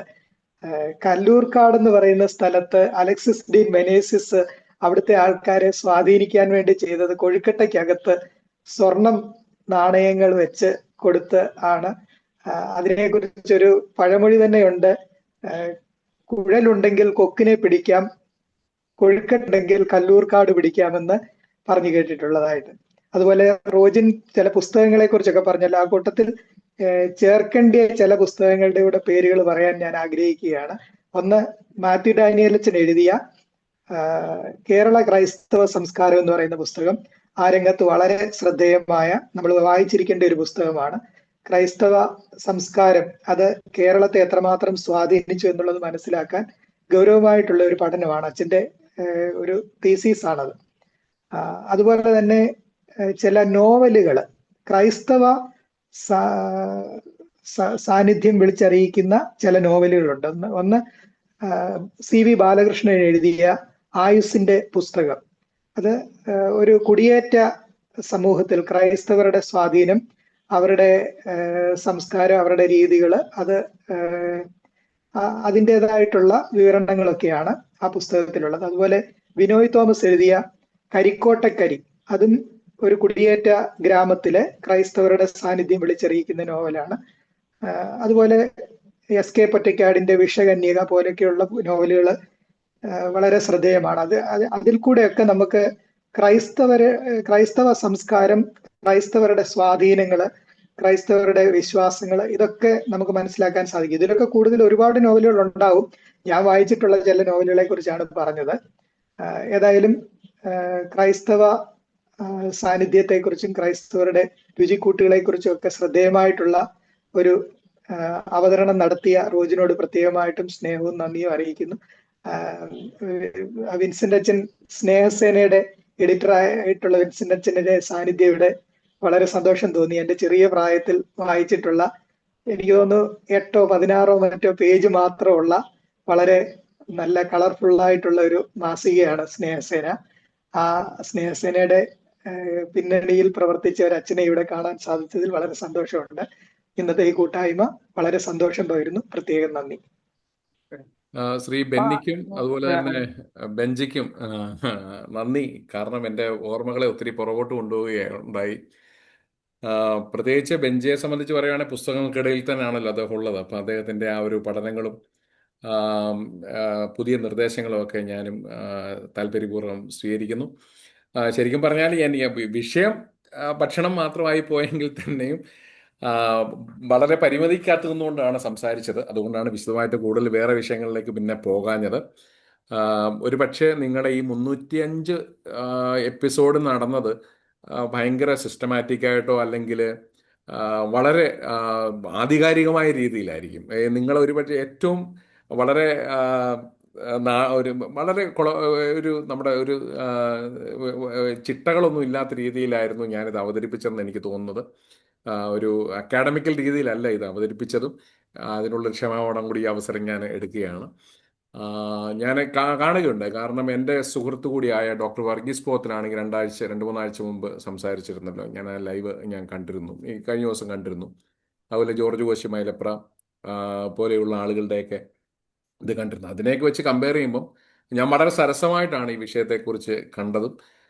അത് എത്രത്തോളം നിങ്ങൾക്കത് ഇതായെന്ന് എനിക്ക് മനസ്സിലാകുന്നില്ല. എങ്കിൽ തന്നെയും ആ കുറവുകളെ ഒരിക്കൽ കൂടി കുറവുകൾക്ക് ക്ഷമ പറയാൻ വേണ്ടി ഈ അവസരത്തെ വിനിയോഗിക്കുന്നു. പ്രിയപ്പെട്ട വിൽസൺ, അതിനുശേഷം രാജു അഞ്ചേരി അച്ഛൻ.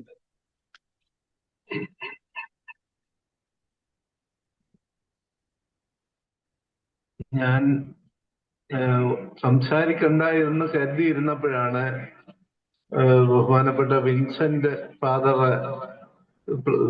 വിഷയം അവതരിപ്പിക്കുകയും സ്നേഹസേനയെ പറ്റി റോജിൻ പറഞ്ഞത്. സത്യം പറഞ്ഞാൽ എനിക്ക് ഭയങ്കര ഒരു ഗ്രഹാതുരത്വം ഉളവാക്കിയ ഒരു പ്രഖ്യാപനമായിരുന്നത്. കാരണം ഞാൻ ഈ 5ാം ക്ലാസ് മുതൽ 10ാം ക്ലാസ് വരെ പഠിച്ചത് ഒരു മലങ്കര റീത്തിന്റെ ഒരു സ്ഥാപനത്തിലാണ്, വിദ്യാഭ്യാസ സ്ഥാപനത്തിലായിരുന്നു.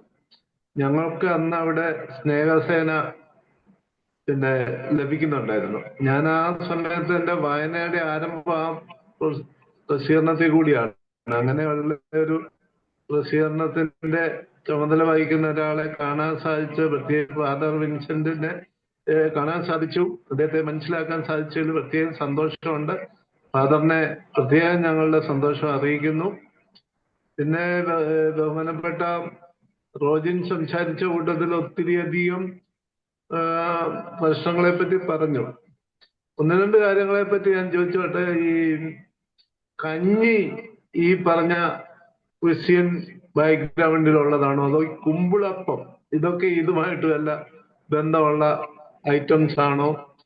അതുകൂടാതെ ഈ ഭക്ഷണവസ്തുക്കൾ പറയുമ്പോൾ തന്നെ ഈ ക്രൈസ്തവ പാരമ്പര്യവുമായിട്ട് ബന്ധപ്പെടുത്തുമ്പോൾ നമ്മൾ സസ്യങ്ങളെ പറ്റിയുള്ള ഹോർത്തൂസ് മലബാറിക്കൂസിനെ പറ്റി കുറെ പറയുകയും പഠിക്കുകയും ചെയ്യുന്നത് നമുക്ക് അഭിമാനകരമാണ്. അതിനെപ്പറ്റിയും ബന്ധപ്പെട്ട റോജിൻ കൂടുതൽ കാര്യങ്ങൾ വായിച്ച് മനസ്സിലാക്കുന്നതും അതിനെ പറ്റി അറിയാമായിരിക്കും, ഇന്നിവിടെ പറഞ്ഞില്ലെന്നേ ഉള്ളൂ. അതൊക്കെ നമ്മുടെ പാരമ്പര്യത്തിൽ അഭിമാനകരമായ സംഗതികളാണ്. ഇത്രയും പറഞ്ഞുകൊണ്ട് ഞാൻ അവസാനിപ്പിക്കുന്നു. രാജു അഞ്ചേരി അച്ഛൻ. എനിക്ക് വിൻസെന്റ് അച്ഛനോടാണ്.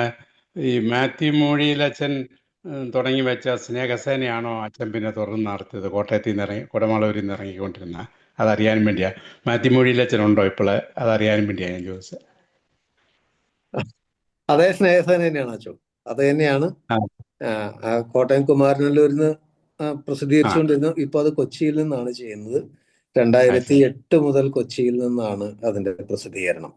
അത് കഴിഞ്ഞ് അതോടൊപ്പം തന്നെ 2013 മുതൽ റോജിൻ സൂചിപ്പിച്ച ടിക് ടിക് ലൈഫ് എന്നുള്ളൊരു മാസിക ഞാൻ ആരംഭിച്ചിട്ടുണ്ടായിരുന്നു. അത് ഇപ്പോഴും തുടർന്നു പോരുന്നുണ്ട്, ഇപ്പോഴും ഉണ്ട് അത്. ഈ 2 മാസികകളും ഇപ്പോഴും കുട്ടികളുടെ ഇടയിൽ കോവിഡ് മൂഴിയിലച്ചൻ വന്നപ്പോൾ മൂഴിയിലച്ചൻ 2009 2007-2009 ആ കാലഘട്ടത്തിലാണെന്ന് തോന്നുന്നു. ഞാനിപ്പോൾ കൃത്യമായിട്ട് വർഷം ഓർക്കുന്നില്ല. അദ്ദേഹം മരിച്ചുപോയി. അദ്ദേഹം കോഴിക്കോടാണ് മരിച്ചത്. അപ്പോൾ 2010 മുൻപാണെന്നാണ് എൻ്റെ ഒരു ഓർമ്മ. കോട്ടയത്തുണ്ടായിരുന്നപ്പം കേരള റൈറ്റേഴ്സ് ഫോറം എന്നും പറഞ്ഞ അച്ഛനൊരു പത്രപ്രവർത്തകരും എഴുത്തുകാരും ഞങ്ങൾ യങ്സ്റ്റേഴ്സ് എല്ലാം ചേർന്നൊരു ഫോറം ഒക്കെ ഉണ്ടായിരുന്നു. ഞങ്ങൾ മീറ്റ് ചെയ്യാറുണ്ടായിരുന്നു. ഒരു 55-56 ഓർമ്മയാണ്. അദ്ദേഹം വളരെ ആക്റ്റീവ് ആയിരുന്നു. പ്രത്യേകിച്ച് ഇങ്ങനെയുള്ള കാര്യങ്ങളിൽ അദ്ദേഹം അത്ര ഒരു മിഷണറി ചൈതന്യത്തോടെ തന്നെ കേരളത്തിൽ അങ്ങോളം ഇങ്ങോളം സ്നേഹസേനയെ പ്രചരിപ്പിക്കാൻ അദ്ദേഹം പണിയെടുത്തിരുന്നു. പിന്നെ പ്രബന്ധ പാച്ചോറെന്നൊക്കെ പറയുന്ന നമ്മുടെ ചില വിഭവങ്ങളുണ്ട്. അതിനെയൊക്കെ പറഞ്ഞില്ല. അത് അങ്ങനെയുള്ള ചില പാച്ചോറിനെ കുറിച്ച് ഒന്ന് പരാമർശമായിരുന്നു അച്ഛാ. ജസ്റ്റ് ഒന്ന് പറഞ്ഞായിരുന്നു. അപ്പം ഞാൻ ഒരു മിനിറ്റ് കൂടി എടുക്കുകയാണ്. അപ്പം പ്രിയപ്പെട്ട വിൽസൺ തോമസ് പറഞ്ഞ പോലെ തന്നെ ഈ ഹോർത്തൂസ് മലബാറിക്കസിനെ കുറിച്ച് ഞാൻ ഇവിടെ എഴുതി വെച്ചിരുന്നു. കേരളക്കരയിലെ സസ്യലതാദികളെക്കുറിച്ച് 12 വാല്യങ്ങളിലാണ് ഈ പുസ്തകം ഇറങ്ങിയിരിക്കുന്നത്. ഹോർത്തൂസ് ഇൻഡിക്കൂസ് മലബാറിക്കൂസ്.